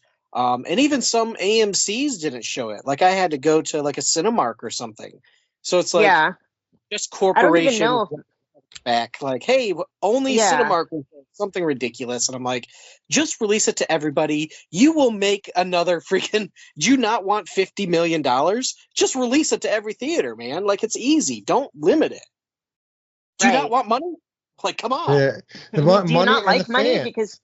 Because I would think Disney now owning Star Wars and needing people to go to the Disney parks, creating a whole Star Wars land at both of them and all that sort of stuff, that if you do that and help to build a younger fan, not that it's going to build the fan base in somebody, but it helps in that sense of having seen it on the screen, or some kid might get it and become an Uber fan. It just why would you not do that from a fan base aspect to help build it out? But it's a money aspect or a business aspect that this company wants, or the theater wants the exclusiveness of it. So they say, yeah, we'll do it, but if only we can do it. Some of the thing now is like, it's creating like a third market, almost like limited exposure, because I see it in card games. It's a limited exposure, so it creates a bigger secondary market, but there is no secondary market with movies. It's called streaming. If you want to watch it, just go home and watch it, or rent it on digital, whatever it is. There's tons of ways to see it. So people who want to go to the theaters are doing it to support Star Wars and introduce their kids. So why not spread it to every single small town theater with like 2 screens that you can? Like, why make it a big thing where I got to travel into the city? And it's just like, ugh, like, yeah, I'm willing to give you my money. Just you could take it. So it's just like that head scratcher. Like, why limit it? And where's episode 2? Like, episode 2's really grown on me. Where's episode 2, man? Like, come on, that would be good too. I get it. The first and the third are the biggest, but I want to see 2 also. Well, it's a They didn't- 20-year anniversary, so that's kind of where they're. But they skipped over it Especially- entirely. It was like it didn't even exist. oh, they didn't do a 20 anniversary 3 years ago. No, they didn't do that's what you're saying. anything. And yeah, you As far could as I do remember. you could They do did. a Revenge of the Sith is being released 20th anniversary, but have a special Saturday showing where you let theaters show all 3 of them or something to. I don't know. It just if I we would were celebrate running things, right? I would celebrate a 22nd anniversary. Like, just show it, whatever. 23rd at this point. Since well, no, because I would have think they showed it after Phantom Menace, which was last year. Oh yeah. Then show that one. That would be like and then Return of the Jedi this year. Just they could have plugged it in December or November, and I would have went. So I don't know. I was doing a search. I can't find anything. So they haven't yet sent a list, or there's nowhere to find a list for the theaters that it's at yet. Has anybody seen that? The only announcement I saw is they specifically put the word limited in there. So I assume it's going to be the same thing they did for Phantom Menace. Otherwise, they'd say worldwide screening. So. Well, this blurb, but it's all the internet. The film will run in U.S. theaters and select international territories. So that does kind of read like that it's not select theaters. So anyway, there's not a list that shows where it's at. So we'll see. I'm hoping closer to April. Closer to April we'll find out. Yeah, because it's not going to be released until July, I think. Well, I thought it was coming April 25th. April 25th? Wait. Oh, wait. No, never mind. I'm looking at something else. Oh, no. Ross is coming. The 20th anniversary starting April 25th. So April 25th. So, when was Celebration? This is in England. This is in England. Never mind. Sorry. I'm reading a UK site. It's crazy. Is it before or after Celebration? After. Celebration is 13th to the 20th. Okay, and then Celebration after. So maybe they can make an announcement in Celebration that is going to be, on all theater. That would be a great or a thing to drop at Celebration, that it's going to be released on all U.S. theaters. It would be, because it was difficult to see. It was difficult to see Episode 1. Like, I did have to make more plans to go out of the way and line it up with it needed to be. And I'm a Star Wars fan. That average family's wasn't doing all that stuff for my area. It wasn't happening. It was tough. So, and then the other set of news is that it's finally happened, people.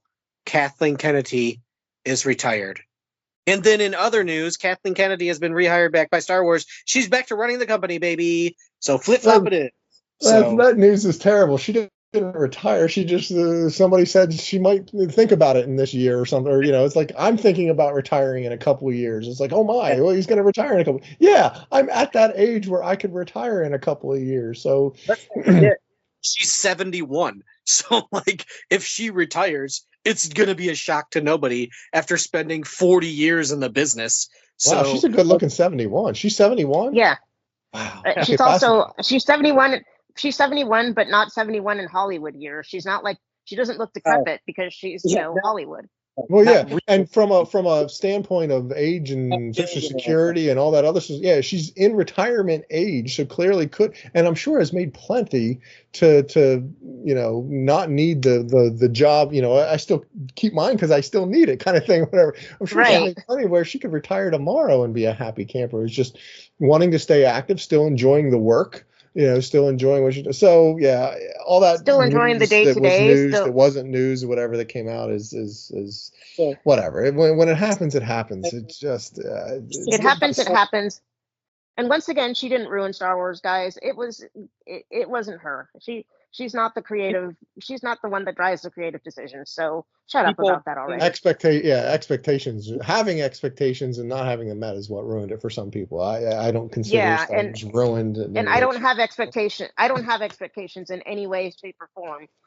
What they give me is what they give me, and if I don't like it, cool, then I move along to the next thing. I've said this. That's my expectation. My only expectation is to have more Star Wars story told to me, and I've been pleasantly thrilled and happily satiated with fulfilled, because I've had more Star Wars story told to me on screen that I literally never thought I was going to ever get. Thought it was going to be a Calvin Hobbes. I mean, not to be a bummer on the Positively Star Wars podcast, but like, you don't have to like all of it or enjoy all of it.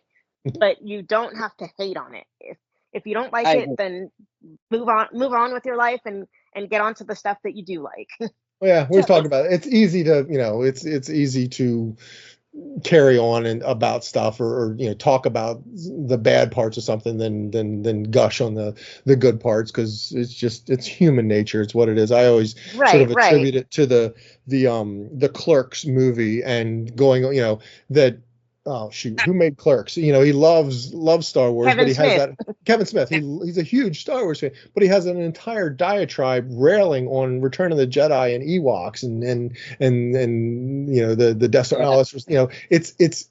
It's easier to have that sort of content, or it's easier to come up with content like that about something you love than it is to create a whole monologue about the gushing on it.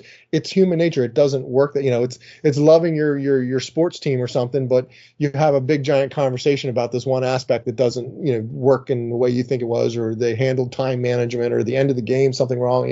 The rest of it is great. You should talk about the great part of the game, but you spend half hour with your buddies going on about this one bad part and how you should have done it. It's just human nature the way it talks. But Yeah, playing the armchair umpire or the armchair quarterback. Yeah, that Monday morning quarterbacking is never about the great plays. And I would have done that same thing, or a great long. Yeah, it's just but some people get carried away with it on the other part that kills me on the internet is the fans are saying X about or fans, and it was one person makes a comment in a thing, it gets a couple of likes, maybe a couple of Me Too comments on it, and it gets read as a headline that fans don't like the accolade or something like that. And it's just like it was like 10 one or two people that out of and to me, I think all of that won't get fleshed out, but you won't see any negativity at Celebration. You won't see anybody holding signs or wearing T-shirts or anything and says, "I hate the sequel trilogy." Kathleen Kennedy, it's just no. Those people are very vocal.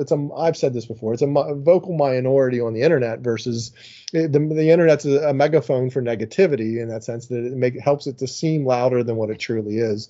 That. Yeah, I love Celebration because of that. It truly ends up always being a celebration, and you see fandom in a good light because it's a bunch of people screaming for whatever's going to be on that stage or whatever's being announced. They're not going to announce some new project, and half the fan base, in that auditorium is going to like boo it or something. It won't happen. So. Yeah, looking forward to what's coming out of Celebration. We have a Senate right before it starts, I think. So we get to speculate on what else coming. Yeah. Hopefully the streaming of the Celebration will be right. What we figure out? It's 12-hour. It's some ridiculous time frame out. It's a ridiculous time difference. Yeah, we're not going to get live. Let me see what it is for me. Hold on, just a second. Yeah, luckily I'm on my phone. That might be a 2-month. That might be a 2 podcast month. Well, until we can talk about what be transpired out of it, but yeah, I think they do drips and drabs. They're going to use it to announce some.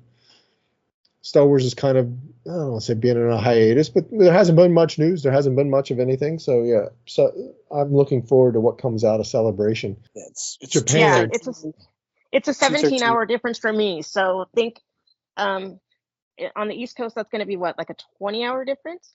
Yeah, wait, that's a 17-hour? It's only a 10-hour difference for me. It says 17 hours for me.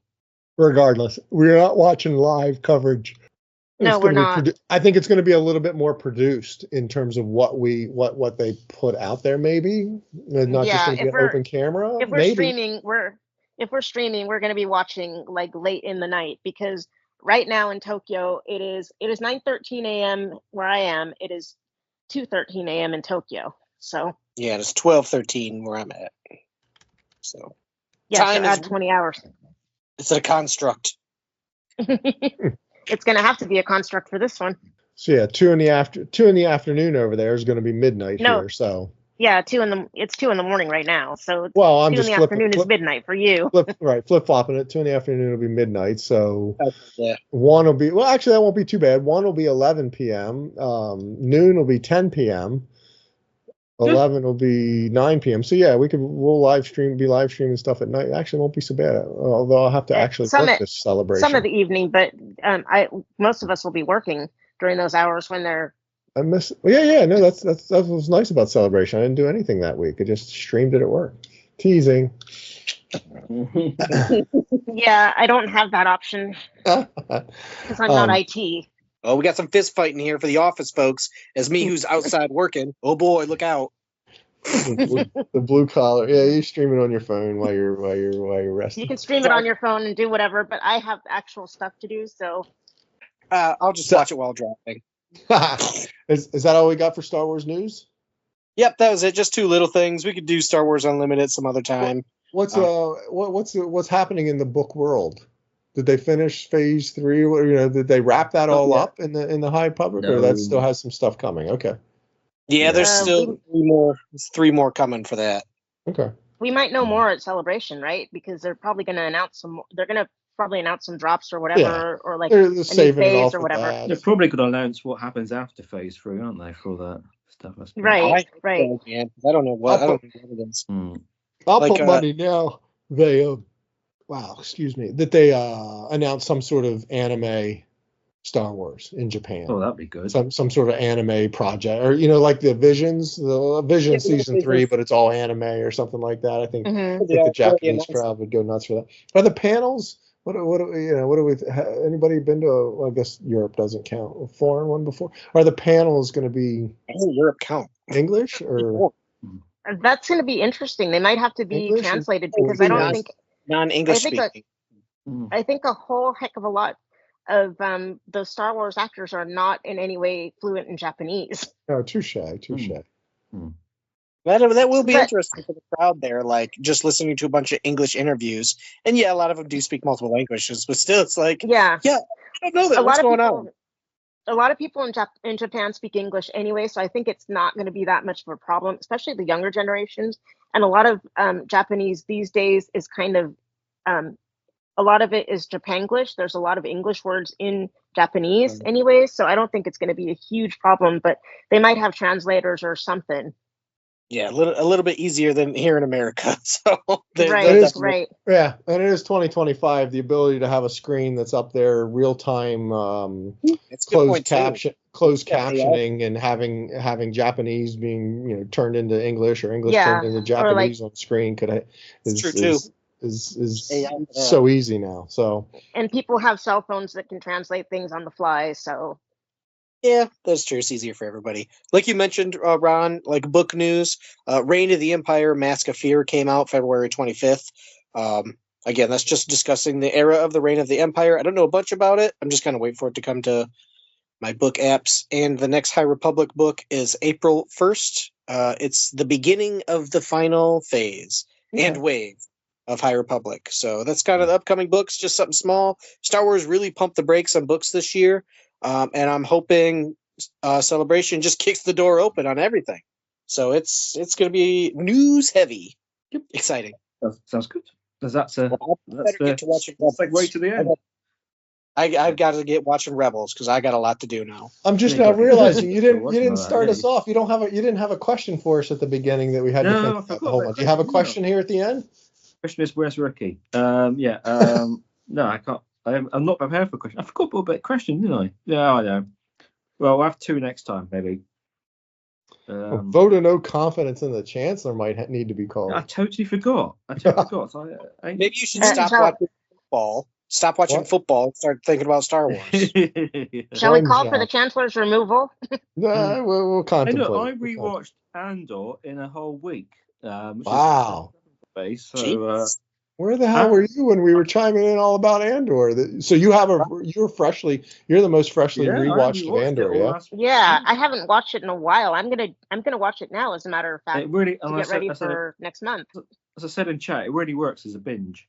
I found it, the way it gets cut and you have to wait another week and stuff. But it works a whole lot better as a binge. I mean, it's really slow to begin. Did you find it slow to slow? start off, though? Are you of the camp of? Well, it's this new Disney stuff. This new not just Disney, but the way they've done it on the few recent shows. I don't really like it. I like episodes to be episodes. contained Not story. just stopping point. Like Mandalorian. Yeah, I don't like things to just stop and then. Well, again, I don't remember, Ricky. We've gone around this a little bit with that. I do not remember in watching it the first time thinking, "Oh man, this is slow," or "Oh man, this is the thing." So I'm curious to do the rewatch of it with that sort of not mindset, but just with that knowledge if that's a thing some people to see where Yeah. that exists, or if they're just reading into it. No, there are a lot of people. Well, not a lot of people. There are people who don't like Andor. They always say it's too slow, too boring, Well, nothing's happening, that kind of stuff. But Well, I say that's, this- that's the minority, of course. Yeah, I think that's a vocal minority. That's what the thing that I think about it is that it's slow, but it's a slow burn, so it makes you think. It's not Yeah. like slow. It's not like slow. It's a pace, slow it's not like- crescendo, right? You're right. It's building to something very, very big, very, very large. It seems people want that ADD, or that this instant gratification. They want to get to the crescendo quicker, and they want to get to the good stuff now. And I was like, no, this is a show I appreciate. that requires, That might be what it is. It is a slow. this is a show that big requires a little bit crescendo. of brain power, a little bit of like sitting there and digesting things. And the people that don't like that are the people I find that don't like having to sit there and digest things. They like having the things fed to them, like, give me the action now. Give me the, all the guns blazing. Yeah, no, I'm the a rockets slow going build off. kind of guy. Yeah. And I'm a slow burn kind of person. Especially if it's something as good as the content that was in Andor season 1. Yeah, Season 2 is definitely going to be less of a slow burner, I think. Right. Yeah, given the time jumps and the 3. Hey, do we think are the 3 episodes going to be all available Wednesday night or Tuesday night or whenever that first night? Yeah, drops? they're all going to be available at once. It's going to be 3 geez. episodes at once. It's going to be 3 episode drops and 4 drops, because I think they work kind of like mini movies this time. Is what they're going for, but that's what they're going for. I was wondering if it was going to be like Wednesday, Thursday, Friday. They drop the 3 episodes, but no, they do. I can they're binge doing all all of three. them. All three. Yeah, I'm gonna have to plan accordingly then, because if they're doing that 9 o'clock, hopefully it's 8 o'clock East Coast. some other drop. If they're doing that, if they're doing that at 9 o'clock Eastern time, I'm kind of hoping they'll do it 6 o'clock Pacific, because that gives me time. Ooh, yeah, jealous. Right, because if they're meaty Andor episodes, they're 40 plus minutes. That's a 2.5, 3 hour. Which I won't complain about watching Star Wars. I just need to be prepared accordingly. Yeah, that's a significant time investment on a quote unquote school night. I need to be up at 6 the next morning. So this staying up till midnight stuff, that's not going to happen. Yeah, and that's a chat. Ew. So right. You can't. You almost have to watch them all, because the spoilers the next day are going to be. You're going to have to stay off the internet. They're going to be off the charts. If you didn't get to stay up and see episode 3 or the third one or whatever, we'll see how that plays out. Yeah, I'm gonna have to ask them to really do it for 6 o'clock Pacific time, because Wonder what it'd be fascinating to be a fly on that boardroom. What the thought was, instead of 12 weeks. Yeah, probably because they recognize that it's kind of slow, and this season is going to, like you said, it's going to tell a beginning and ending story in 3 or 4 episodes. Where in the first season it was a beginning and an ending story, kind of over 12 episodes. Yeah, across the whole thing. Because each one has hope, though, so it's going to be quicker. I kind of hope though it's not gonna. What's worrying me is that it's gonna end up being like a Rome situation. Did you guys ever watch Rome on HBO? This was a while back though. Rome, the first season was great. It was a slow build from Caesar's assassination to like Rome becoming an empire, and then the second season was meant to be like Augustus Caesar and his reign and all that stuff, and then it was meant to go on and on. Well, what ended up happening was that HBO and the BBC lost the funding, so they had to tie it all up into one season, and season 2 ended up being a mess. So I kind of hope this doesn't happen with this. I mean, maybe it was intended to be 5 seasons, and they decided to climb it into 2 seasons because Andor was always when he signed up for it or whatever. It was always signed up to be 2 seasons. Okay. I think somewhere we learned early on too that season 2 was going to be. Season 1 was its timeline as we saw it from whatever that was, and season 2 was going to be these sort of little what we're getting, these little jumps in time. A thing for this year, a thing for this year, a thing for this year. So this isn't truncated. This isn't shorted. This isn't isn't have Isn't any a of those cramming. shortcomings that Okay, the okay. funny, which is beautiful because it let the storyteller tell the story they wanted to tell and not Exactly. have to not become a lost situation where you're season 5 or into it and you're just like, I don't know how else Yeah, we'll wrap you this get up, you know, you get from like point A to point B, which took dozens of years in Roman time in like 10 episodes, and it didn't work for me. But yeah. that's neither here nor there. But I hope that it gave them time to tell like an adequate story and not just like shorten things or I like just wonder if there was conversation in that boardroom. Okay, do we drop them all at once on Wednesday night or whatever, or do we drop one on Well, Monday, Wednesday, and Friday? I I'd heard- almost like to have seen that to where you drop them in a week's time frame. You know, make you wait for it each night, or like I said, Monday, Tuesday, Friday, or something. I don't know. Monday, Tuesday, Well, Wednesday. I was going to say, I can tell you I'd for heard- sure. I'd heard, for the life of me, I can't know where I heard this. Maybe I dreamt it, but I'm sure I heard that the reason, well, people think the reason why they're dropping them all quite quickly is so it qualifies for the next some of the Awards? award things they do. Yeah. Emmy season. That makes sense. It's That got That to be. does make It's got to sense. be. It's got to be a certain cut-off time. If they staggered it, it wouldn't qualify for the next BAFTA or whatever there was. The Uh-huh. award I thing think they it was did. the Emmy window. season that they were concerned with. Yeah. I could see it because if it is as good as it is acted, written, cinematography, costume, you know, all those various categories, then yeah, you want to be a part of that because that'll help gin up Disney Plus business. I to don't some think extent. so That'll though, shine because light. when's the cutoff for 2025? We're still barely in 2025. Yeah. I don't. But I don't. Probably these awards have some strange cut-offs, don't they? I don't know. I heard that. Yeah, I've heard I that don't know where I too. heard it. Well, yeah, we are early in 2025. I see what you're saying, Marie. But yeah, TV, right? Its seasons are like it has the fall and the spring Right, season. Like, right. it doesn't But have the summer, so even maybe so, that's where like they the are trying to Emmys, get it in before the end of when do the TV Emmys season. fall? I It It forget. is what it But is. We're anyway, not going to change anybody's mind or get it no, correct. we're not going to change So anybody's No. mind or anything. But they're all dropping when they drop. Yeah. they drop when they drop, and I'm glad they're dropping when they are, Absolutely. because of I would dropping, not have been able to wait 12 weeks. that would be a long time. That would be a So long time we're, to we're wait. getting the best of. We're getting a good deal out of this. I think the deal is getting better, not worse. Yeah. So it's quite good. But Yeah, anyhow, I mean, even better than that, do a Netflix and like don't and just drop them all at once, and I'll binge. Because I just want to mainline the whole thing. I don't want to have to wait to do it in dribs and drabs. But No, I need the if I have to do it, dissection. So Yeah. we'll try this little bit of 3 episodes at once and see how it works. Especially since Yeah. there's concise stories. You know, it's not 3 episodes of a 12 episode thing. It's one story yeah, this week, it's one story, one story. and then You know, it's another a movie story, this and then- week, a movie next week, and a movie next week. So yeah, bring and it. that's kind Time of how jump, the time jump, and time that's jump. kind of how the original Andor works. It's not time jumps. It's just there's this story, and there's this story, and there's this story, and then there's the last story, which is where we get to season 2 and Andor fully in the rebellion. okay. Exciting time. Yep. We are. Yeah. So we've reached the end. I think got no answer to no question, as we said before. So all I can pretty much do is just it's very distracting seeing your screen, Ron.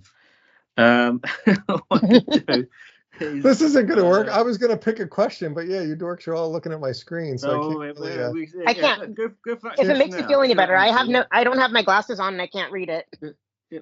What color is R2D2? Where have that? Now, how about down here? Well, that's true or false. So that's going to be true or false. R2 originally had dialogue with actual speaking parts. Yeah, let's go for True. yes. You think that's true? I don't know. I think that's false. Brian? I feel like true was the first thing that came to mind, but was probably quickly thrown away. Ah, winners. True. Hey. Huzzah! Now we're all gonna have to go on Google and find out what these It's speaking true. parts were. Yeah. Well, Yeah. he was probably swearing too much, and they had to cut it Yeah, down. that's what it is. Yeah, beef them out. Yeah. So that's Speaking the of word. swearing, my cat is swearing at me, and I think he wants breakfast. So Yeah. We got to bring this all to an end.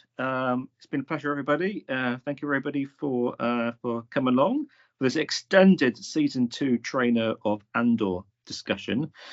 So it's say goodbye to everybody. Say goodbye to Ron. Cheers, everyone. Ron. Stay safe out there. Yep. Goodbye from Ryan. Goodbye, everybody. And goodbye from Marie. Goodbye from Marie. Yep, and it's a goodbye for me. Goodbye. Thank you, everybody, and may the force be with you.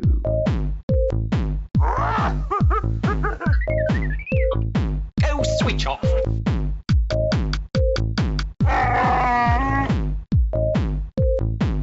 I am the Senate. Be sure to follow us online. We're at Facebook at PSW Senate. Join our PSW Star Wars Facebook group, where we all are in there interacting. You can find us on Twitter at PSW Senate. On Instagram, we're at PSW Senate Podcast. And on TikTok, we're at PSW Senate Podcast. We look forward to hearing from you. The Force will be with you, always.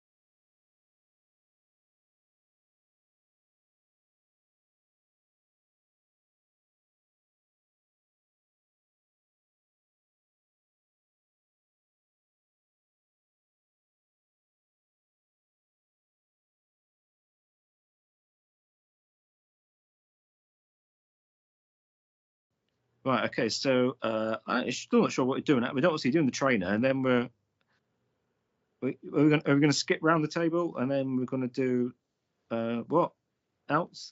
We probably should skip around the table so that we can like talk about the trailer and talk about other stuff. Yeah, I the was other going to stuff. say, of all the times that we could do round table, I thought this was one because we didn't have a whole lot to talk about. Have we got a whole lot I'd of go round either table way. stuff to talk about? I'd have nothing to talk about because I haven't done anything other than watch the Andor trailer. I really thought about my this life does not revolve around Star Wars, unfortunately. So I was going to. We can I stretch did- it. We can stretch this out as much as we can. You want to go off on tangents? Go off on tangents today. Oh yeah, we can Today's your day. chat it out. Yes. After the trailer talk, we can do just like the little news stuff. Like I said, the upcoming celebration, the movie episode 3 coming back to theaters, and then any retirements and leaving of corporations that people may or may not. Oh We can geez, say that after the trailer. speculation on top Kathleen of Kennedy's speculation. definitely not leaving. Come on now. It was news. It was real for 5 minutes. None of us, yeah, right. Nobody knows anything about anything, and who? Yeah, we can get into it when we get into it. But yeah, who cares? When it happens, it happens. If it happens, it happens. It just nothing I can do or any consternation anyone will have is going to change or otherwise. Oh yeah, just the word. Yeah, That's slow the Star other thing Wars I don't day, like apparently. too, because just because she's number one, just because she's a woman, and number two, I mean, that she doesn't know Star Wars or whatever. Kathleen Kennedy has been in the business for a very long time. Yeah, So it's not like she doesn't. doesn't know the business, and that's what she's handling. She's handling the business end of things. They just need those that are butthurt. Just need a scapegoat. Need someone to blame. Need a convenient scapegoat, and it's easier to blame a woman because she's a woman, and there's a bunch of butthurt little baby boys. Sorry, I don't mean to shout, but this is annoying to me. It is quite annoying that expectations weren't met, so everyone's just carrying on crying and So and of course, when Andor does very well, nobody mentions her name. Right, right. The things that go well, they got lucky, or it's all about Tony Gilroy and right. It was somebody else that with shouldn't that have one. a hand in that. It's just She had totally a hand in that. I mean, she's the one who handles the financials for all of this stuff. So that's just what they say. Anything good she didn't deal with. Anything they don't like. Thanks, Ryan. That's what I was trying to say. Right. If something yeah, good, exactly. She didn't have a hand in it. And you know why it is, because these are a bunch of little crybabies who don't believe that a woman can do something like be good at a job that requires this kind of know-how. And on top of that, what people seem to forget is she was handpicked by George Lucas. She was not chosen by Disney. George Lucas gave her the position before he sold the company, so she couldn't be fired. So it's like George Lucas.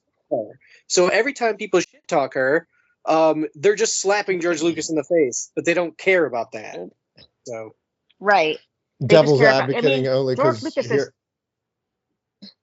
Go ahead. Sorry. No, Murray, go ahead.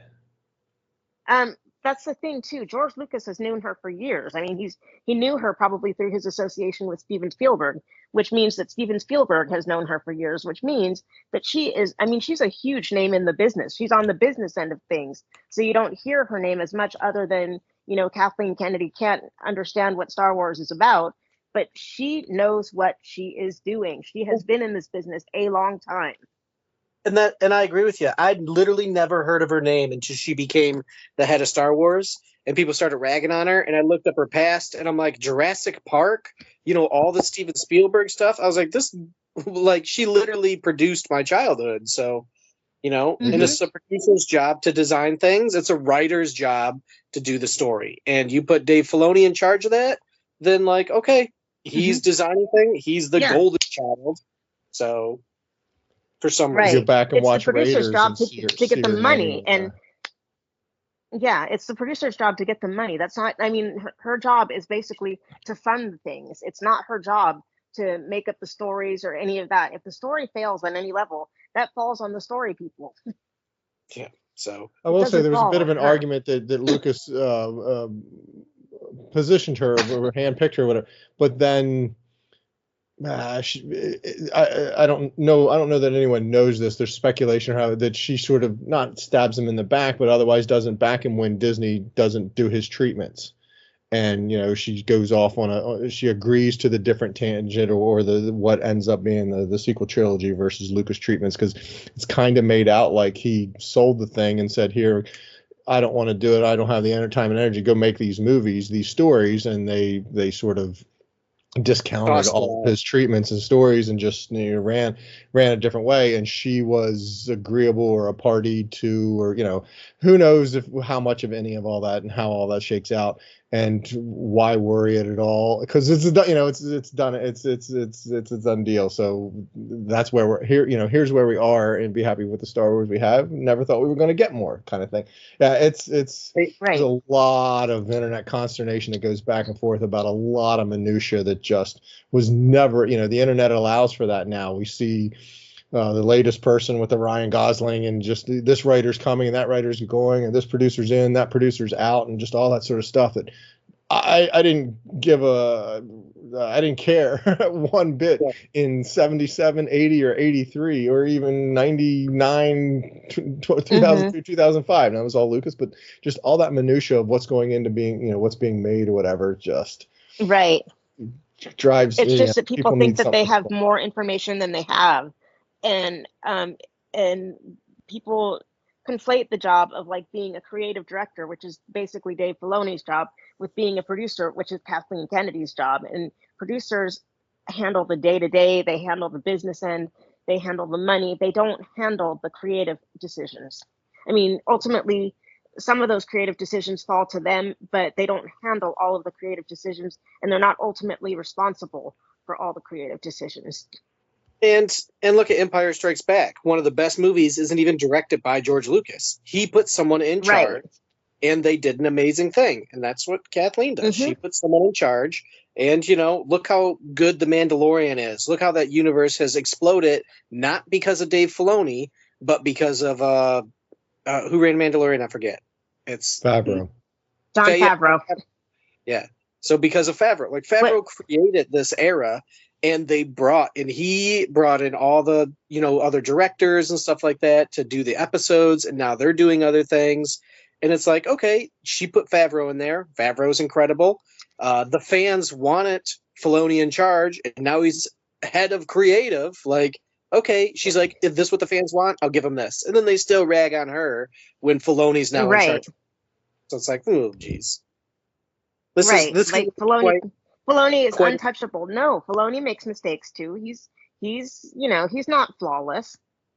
Yeah, look at what happens whenever he changes canon. Like when he changed what happened in the comic books to what happened in other areas with Kanan, or what happened with Ahsoka, what happened in her book changed in like the other What If episodes and all this other stuff. And it's like, oh, no, that's not his fault. And I was like, he's changing canon. Like, you guys complain about canon, but he's changing it, and then you say nothing. Yeah. So, I mean, I really don't gonna... care, because canon at this point is debatable. There's so much that can be it and can't be it. Like, I'm not going to fight it. Like, whatever. I don't care. And from a certain point of view is a great, thing where it's like, yeah, the way this character sees it in the comics is different from what they see it on the screen. And it's changing small things from night to day, the color of lightsabers. It's like, who cares, man? Just put it on screen, put it in books. I'll chase after it. So whatever. Yeah, I'm not gonna be sitting here nitpicking every single little thing, because why nitpick on the things I love? Yeah. Exactly. And I've said it before. I need the consistency in it, in a canon, in a big giant sort of broad stroking paintbrush way. I don't want to see a Batman approach where, the origin story is told 4 or 5 different times, different ways. That's clever. That works for that universe, for Batman, for that type of thing. But I don't want to see that in my Star Wars or whatever. But right, the changing of day to night or something, whatever, from a book or from a comic or whatever, that's a little tweak or whatever, because it helps make the what's on screen work or whatever, is not that type of story changing, or not that type of thing. It needs to be all one big giant universe, but it's just keeping it canon between all the various formats. Just as beyond daunting, I believe. So keep it canon. Yeah, on screen, it's kind of like Marvel. There. It's kind of like Marvel, and the difference between the cinematic universe and the actual comics, because what's presented in the actual comics is way, way, way too expansive for us to digest on screen. Movies would be like 6, 7, 8 hours long, or could go on for years and years. Yeah. This is going to be quite the after credits. I was just thinking to myself. That's true. We haven't even gotten into the meat of things. This is a bit where he says to Rick, this bit you stick later. Yeah, that's why I say you should chime. That's why. Let's get on. I didn't see that message. Yeah. Let's get on with the show. Right, you should have chimed in, and you've been listening to and get in with the spiel. There was some way to segue into it, but such as it is. Yeah, Stephen, light this candle. Right, excellent. Okay, yes, let's get the credits rolling. Okay. Okay.